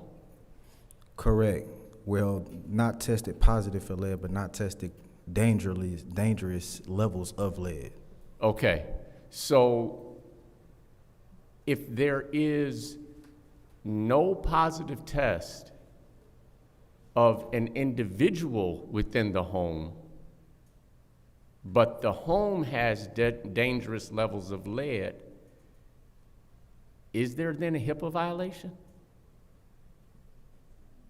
It's still disclosing the information if it is or isn't, so yes. So what we're saying now is HIPAA is tied to the house and not the individual. It's tied to the information of the people that stay at the house. But, okay. Information. What is your request? So, Mr. Jarrett, would every address in the city of Flint with lead water not be subject to the HIPAA? if it's the house and not the person? That's in Request for information. Yeah, what did you request? Mr. Jared, this is specifically talking about lead paint remediation, not water, correct? What I'm asking is, the HIPAA violation then is tied to the house and not the individuals in the house. No, it's tied to the individuals. Request for information. What did you request? I think when they go and test for lead in the home and HIPAA violation, you said healthier homes? Healthy homes, correct. Healthy home. Usually that's like a respiratory problem, like people with asthma, COPD. Am I able to say that? COPD, emphysema, which makes it a HIPAA violation. Okay, so anybody, bronchitis. So that's what would make it a HIPAA violation, because it's exposing somebody being an asthmatic or have bronchial infections, or, you know, dealing with their respiratory disorder. Yeah, thank you. Mr. Jared? Thank you.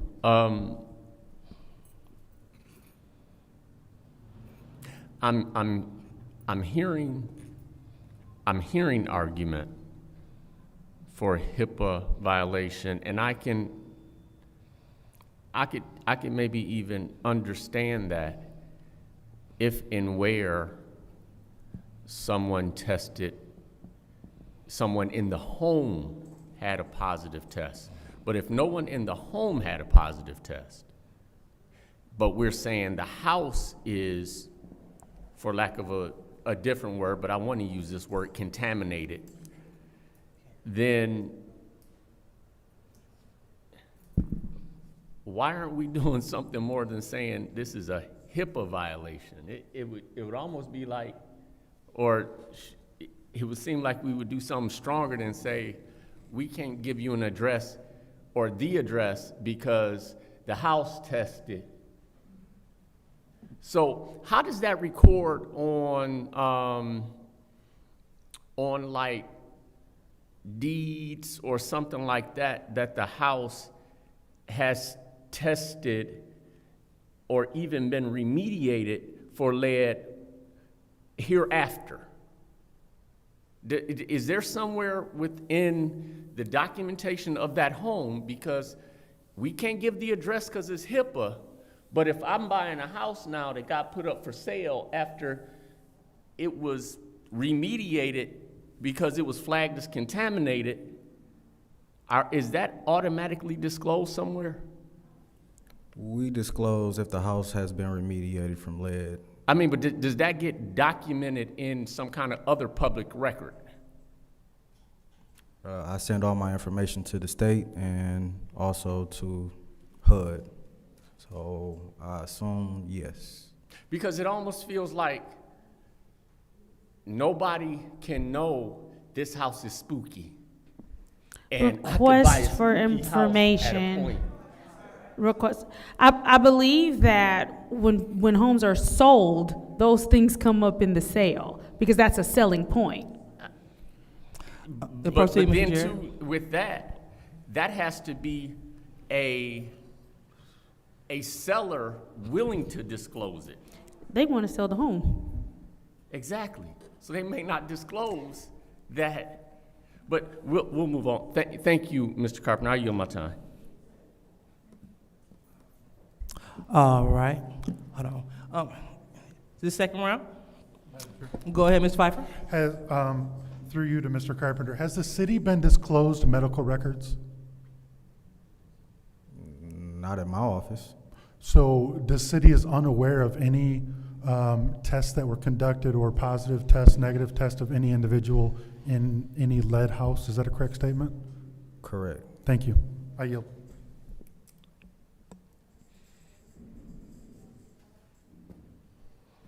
All right, anyone else in the second round?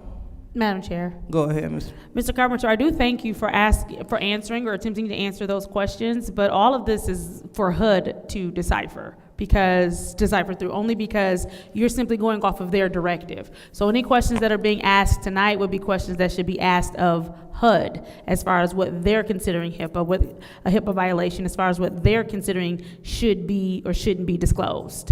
So I do want us to be clear for the record that while you attempt to answer some of the questions that myself and my colleagues are asking as far as HUD's, what HUD has put in place about what can be disclosed, that is not something that you actually have to answer to, because it's HUD's policies and procedures. And you're simply going off of the directive from HUD that you said you will get back to us in writing that this is in fact what HUD said to you. Correct. Okay, I just want to make sure that we're all on the same page here, and that we kind of get back to the item at hand, which is the fact that the $106,529.50 is for a 3-story historical home that is going to be abated inside and out, and this was the lowest bid that you could get for a 3-story historical home that will be abated for lead inside and out. Correct. I yield. All right, thank you. Anyone else would like to speak in the second round? Okay, seeing that there's no one else, I'll go ahead and take my time. You know, remediating homes for lead is very important. I know that the councilwoman in the 3rd Ward was sharing with me that, what was the percentage to you, Madam Councilwoman? Yes. Homes that were built before 1978 is infected with lead. Yeah. A lot of that is the reason they're trying to lead abated, to try to make sure that the children do not get lead and ingested in their system. Thank you. And so knowing that we have a lot of homes that were built prior to that, it is our duty, our responsibility to use these federally gifted funds. These are not dollars that are coming out of the city of Flint coffers. These are federal funds coming from the Department of HUD, and HUD has explicitly stated that we are not to give out this information. And so this is not coming from the city, this is not coming from Mr. Carpenter, this is coming from those that are supplying these monies. And I can have an appreciation for that, because just last week, you know, when we talk about HIPAA medical violations, we had a council member disclosing my medical history right here. And that, absolutely. So when we have people disclosing people's medical history, doxing people's addresses, putting it online, this is the reason why I stand in full support with HUD not to disclose this information. So we know enough of the facts about it being a historical home, what this money is for, and I think that'd be enough. Giving us an address, what will it do? Are we going to reach out to the owner? Are we going to ride by? What is our intent for this information? I'm just trying to figure that out. And so that's why I stand in full agreement with this resolution, and I want to see this resident home be remediated as soon as possible, because we have people that are waiting to be on this list. And the councilwoman in the 7th Ward, in her other capacity, she has tested people's homes, and they have been full of lead. So this is a problem that we need to handle. So if we can do it one home at a time, I want to do that. And I don't want to hold up funds for something personal that I need. So hopefully my colleagues are paying attention that this behavior has come from this body. We don't need people medical records out, like mine was put out last week. We don't need people's addresses put out, as we saw colleagues put out other people's addresses on the internet. We don't need that. But what we need is to remediate these homes from lead, and I'm 100% with it. So since I'm the last, we will go ahead and we will call for the vote for this resolution so we can remediate this resident's home for lead. So let me ask you this, Mr. Carpenter, before you walk away, did you tell us what ward it was in again? No. Okay, fair enough.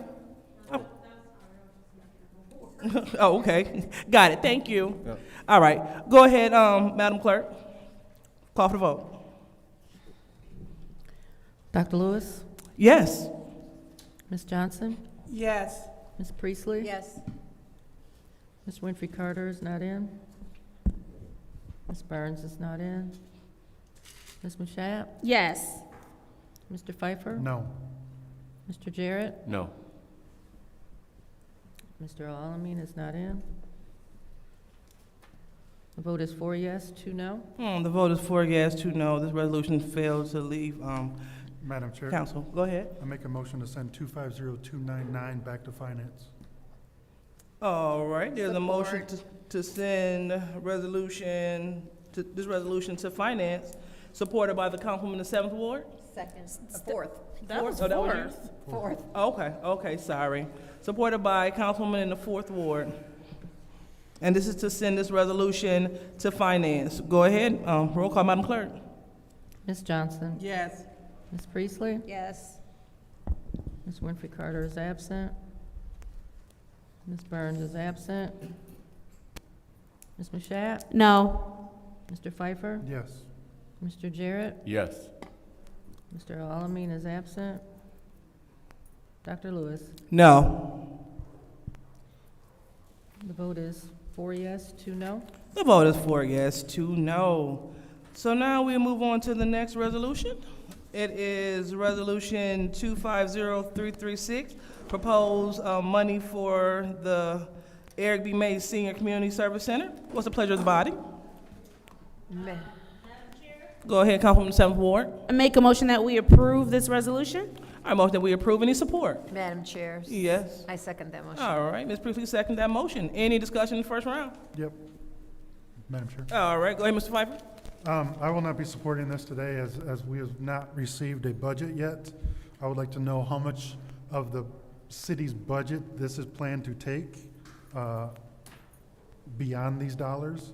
And I'd like to know how these dollars were derived if they don't have a full budget.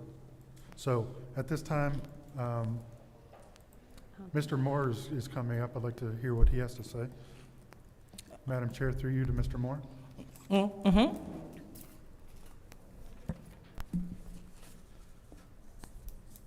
You have the floor, Mr. Moore. Excuse me? I said you have the floor. Okay. The budget for the community centers takes place in 2 parts. The first part is personnel.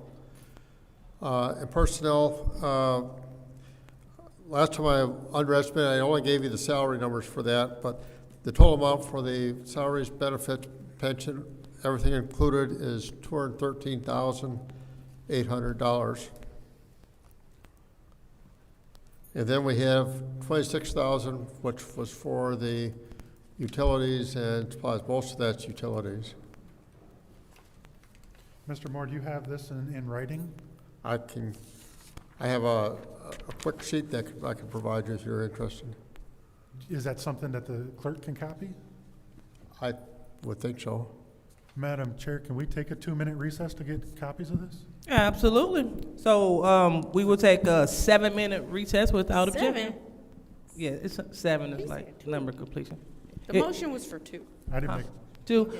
Well, if she get back before 7, we'll go ahead and reconvene. Excuse me. Just say a short recess. I'm saying what I said. I object. Oh, okay.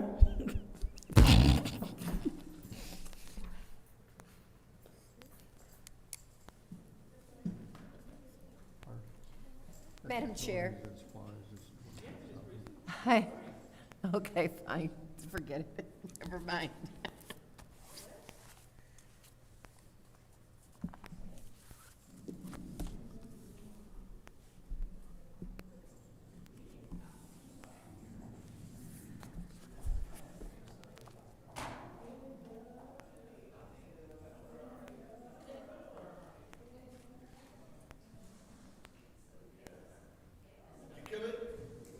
What kind of bulb was that? Hello? Trying to look at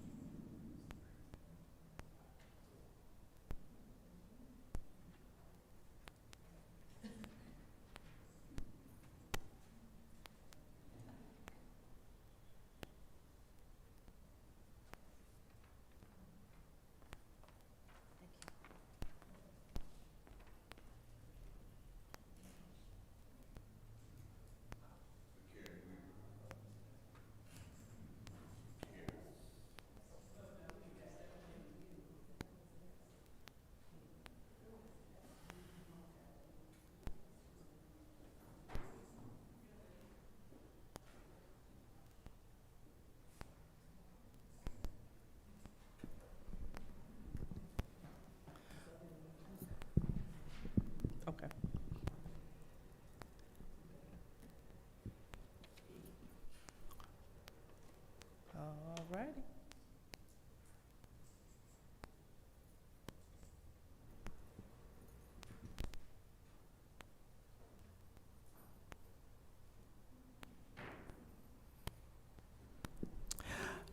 All right. The time is now 6:51, and this Flint City Council meeting is now being brought back to order. Roll call, Madam Clerk.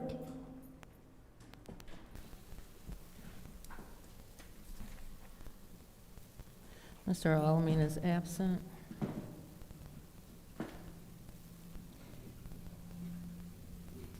Dr. Lewis? Present. Ms. Johnson? Present. Ms. Priestley? Present. Ms. Murphy Carter is absent. Ms. Burns is absent. Ms. Mashat? Present. Mr. Pfeiffer? Present. Mr. Jarrett? Present. You have 6 members present. We have 6 members present, so we were in the middle of Councilman Pfeiffer's time. So if you could put, what's the second round? First round? Okay, cool, sounds good. All right, and Mr. Moore, you want to approach the lectern again? All right, go ahead, Councilman Pfeiffer. Thank you. Mr. Moore, this page that you gave us, is that for both centers or just the one? You asked the question what the budget was. This is, Well, this current this was the budget that was resolution is just presented. for Mays, so. This was the budget that was presented in the first part of March. And, My question is, this right here for both centers or just for Mays? This is for the Mays Center. So who is the,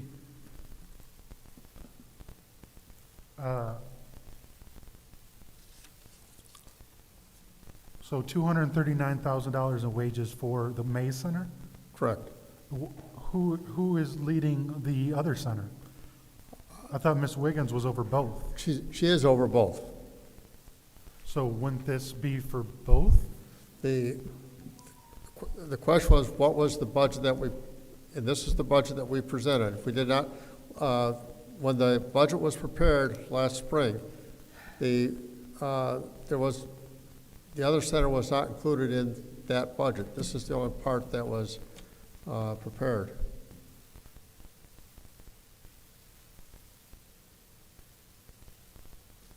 So is it safe to say that half of this would be going towards the McKinley Center?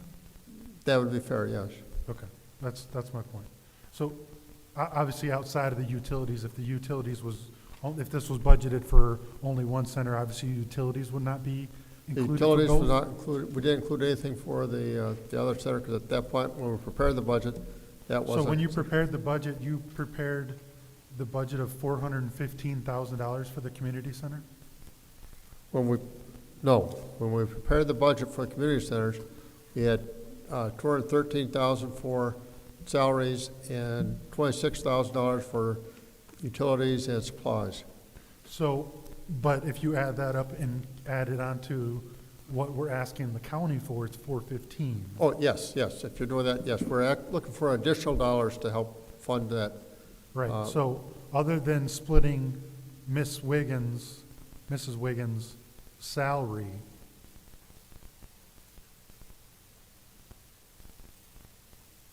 which would be a dual role or whatever for both centers, the budget for the Mays Center is $415,000. That's what we prepared, and so of the 239 that you've given us, none of that is included in this request from the county, correct? That's correct. So the original.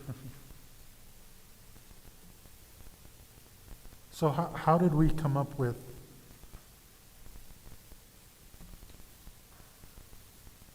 What are the professional services, the $75,000, what is that going to be used for? Mrs. Wiggins would be a better person to answer that question. Part of that would be for class programs. I would have asked that question, but my colleagues called the question last time, so. Pardon? All right. Mr. Pfeiffer, did you finish your question? So somebody else probably answer? My time's up, so. Okay, all right. So, anyone else would like to speak? Madam Chair. Go ahead, Ms. Priestley. So, Mr. Moore, with these salaries that we have in front of us and the expenses for this wages, when McKinley Center opens, they'll be split between the two, both individuals. Do you know if that's true or not? Or is it just going to be Ms. Wiggins?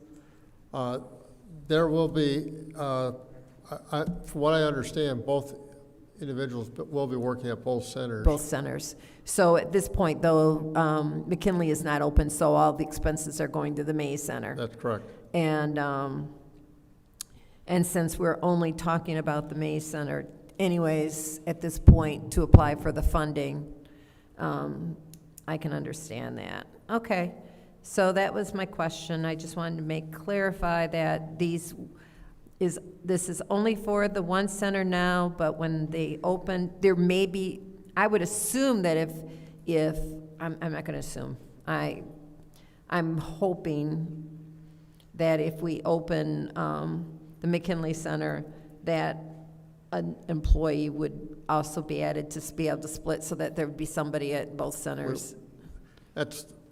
We're working on that, yes. That's what, I saw Seamus, that's the thumbs up, that's the plan. Okay, that was my thought. That would make more sense than having these two individuals just at splitting their time both, although that works. All right. And on the healthcare costs, because I know that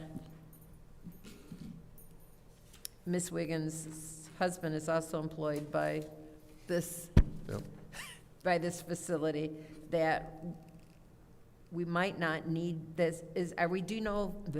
Do we know for sure that this healthcare cost is her cost? I'm not 100%. We prepared the budget before we had Before we had employed. somebody in that role? That's correct. Okay, thank you very much. So it could be that it $18,000 less. Because it would be covered under one employee and not the other. All right, thank you very much. All right, anyone else in the first round? All right, anyone else in the second round? All right, seeing that we have no one else to speak, we will go ahead and call for the roll call vote. And this is to approve Resolution 250336. Roll call, Madam Clerk. Ms. Priestley? Yes. Ms. Winfrey Carter is absent. Ms. Burns is absent. Ms. Mashat? Yes. Mr. Pfeiffer? Yes. Mr. Jarrett? No. Mr. Al-Alamin is absent. Dr. Lewis? Yes. Ms. Johnson? Yes. The vote is 5 yes, 1 no. The vote is 5 yes, 1 no. That resolution passes. There's a motion to adjourn. Supported by the councilman in the 4th Ward. Roll call, Madam Clerk.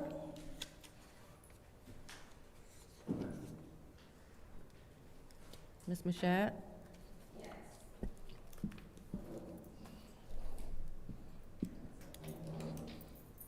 Mr. Pfeiffer? Yes.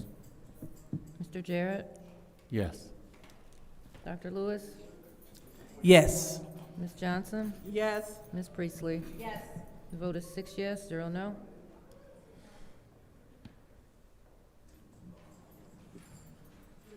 Yes. I'm sorry. Sorry, I didn't hear you. I was focused on leaving. The vote is 6 yes, 0 no. It is 7 o'clock, and this council meeting is now officially adjourned. You all have a great night.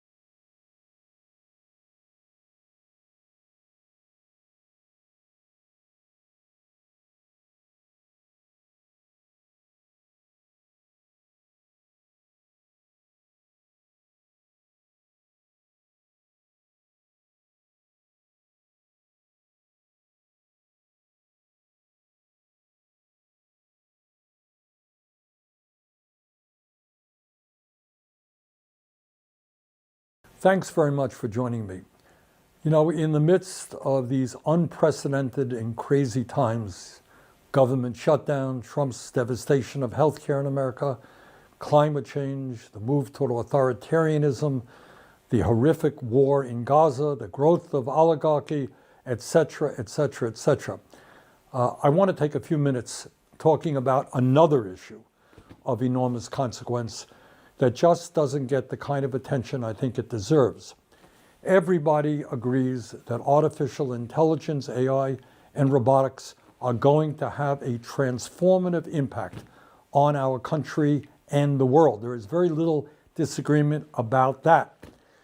There are, however, very strong disagreements as to what those impacts will be, who will benefit from these changes and who will be hurt. So here is my take. Some of the very wealthiest people in the world, including Elon Musk, Larry Ellison, Mark Zuckerberg, Jeff Bezos, and others, are now investing hundreds and hundreds of billions of dollars into these revolutionary, transformative technologies. Now, why is that? Why are they doing that? Is it because they want to improve the standard of living of the 60% of our people who live paycheck to paycheck? Americans who are struggling to pay for groceries, healthcare, housing, education?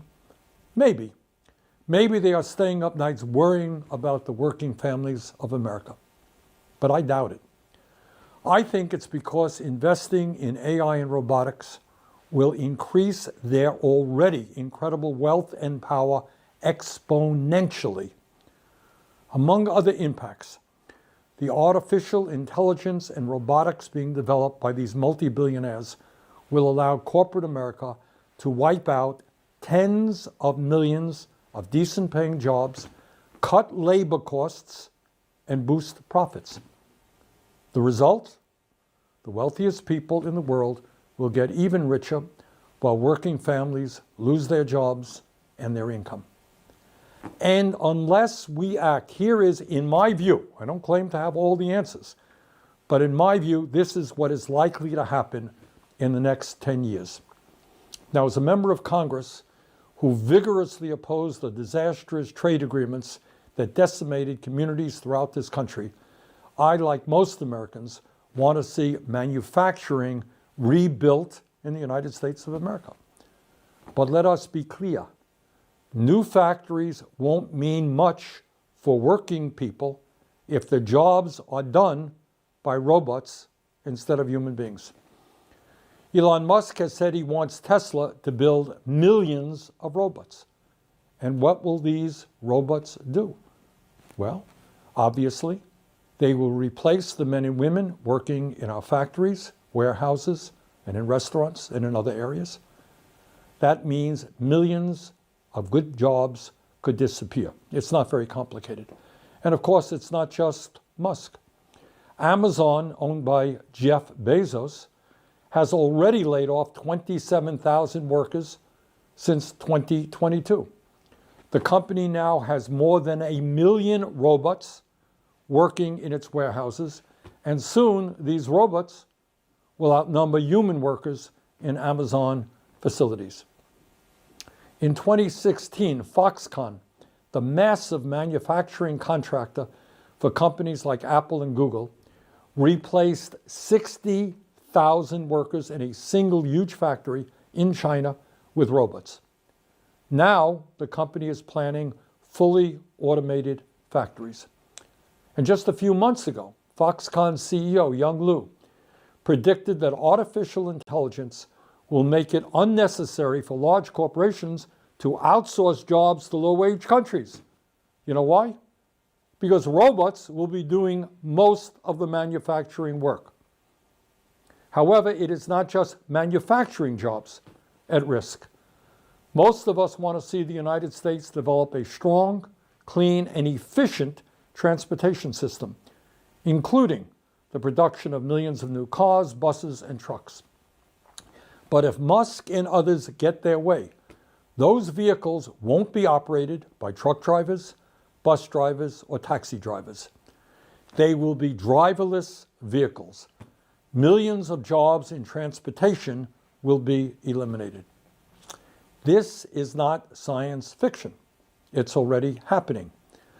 FedEx is using driverless trucks to haul heavy loads along the I-45 corridor between Dallas and Houston through a company called Aurora.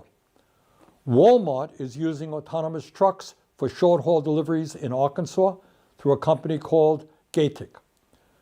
Kodiak Robotics has partnered with IKEA to conduct driverless deliveries in Texas. Waymo is operating self-driving cabs in Los Angeles, Phoenix, San Francisco, Atlanta, and Austin. We all want to see more startup companies and small businesses, but for workers, that will mean very little if half of all white-collar entry-level jobs are eliminated over the next 5 years. And that is exactly what has been predicted by Dario Amodei, the founder of Anthropic, one of the leading AI companies in the world. As the ranking member of the Health, Education, Labor, and Pensions Committee, I just released a report finding that AI, automation, and robotics could replace nearly 100 million jobs in America over the next decade, including 40% of registered nurses, 47% of truck drivers, 64% of accountants, 65% of teaching assistants, and 89% of fast food workers, among many other occupations. And as bad as that may seem, I'm afraid it could be an underestimate. In June, the CEO of Ford, Jim Farley, predicted that AI could eliminate, quote, literally half of all white-collar jobs in the U.S., end quote, within the next decade. That's Jim Farley, Ford. Elon Musk said this year that as a result of AI and robotics, quote, probably none of us will have a job. If you want a job, that's kind of like a hobby. You can do a job. But otherwise, AI and robotics will provide any goods and services you want, end of quote. Earlier this year, Bill Gates predicted that humans, quote, won't be needed for most things, end quote, such as manufacturing products, delivering packages, or growing food over the next decade due to AI. So, my friends, here is a rather big question. If Musk and Gates and others are only half right in their predictions, what happens to the tens of millions of Americans who no longer have employment because they can't find jobs that don't exist? In this brave new world, how do these Americans pay for health care, food, housing, and the other necessities of life? But it's not just economics.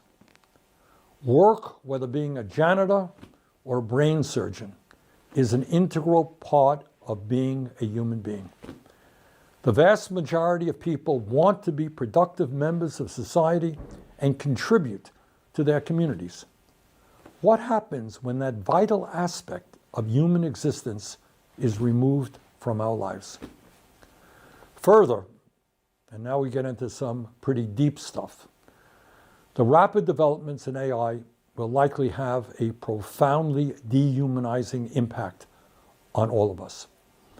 In many ways, it will actually redefine what it means to be human, fundamentally alter our relationships to each other, and the very nature of what we call society.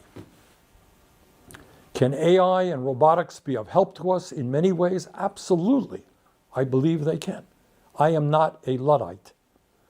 The goal, however, is to make sure that the new technologies being developed serve human needs and not just further enrich a small number of multi-billionaires. We do not simply need a more efficient society. We need a world where people live healthier, happier, and more fulfilling lives. So, where do we go from here? And again, I don't have all of the answers, but here are just a few ideas as to how, in my view, the advances in technology can benefit ordinary Americans and not just multi-billionaires. First, we must move to a 32-hour work week with no loss in pay. Think about it. Today, American workers are 400% more productive than they were in the 1940s when the 40-hour work week was first established. Artificial intelligence and robotics will greatly increase that productivity. Workers must benefit from that increased output through a shorter work week. A 32-hour work week with no loss in pay would be a major step forward in improving the quality of life for millions of Americans. Second, we must require large corporations to allow workers to elect at least 45% of the members of their boards of directors, similar to what already takes place in Germany. Workers need a seat at the table to best determine how AI is used in their companies. If Tesla workers were on their workers should receive at least 20% of the stock in companies they work for. Corporate profits should not just be going to enrich wealthy stockholders and the billionaires who own them. Fourth, we need to substantially expand the concept of employee ownership in America. When workers own their own businesses and are more involved in the decision-making processes, they will make choices that benefit everyone in the company, not just the people on top. Fifth, instead of providing billions of dollars in tax breaks to companies that are throwing workers out on the street and replacing them with new technologies, we should enact a robot tax on large corporations and use that revenue to improve the lives of workers who have been harmed in this transition. Bottom line, AI and robotics will bring a profound transformation to our country. Nobody denies that. In my view, we must fight to make sure that these changes benefit all of us and not just a handful of billionaires. Let the debate begin, and we need your participation. Thank you very much.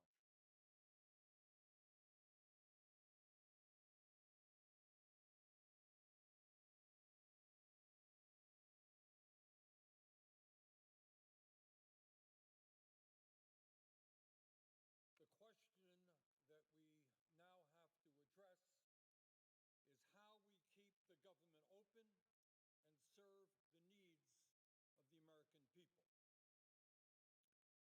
As Americans know, Republicans have a majority in the House and in the Senate, and they also control the White House. They run the government. Republicans have the responsibility, therefore, to keep the government open.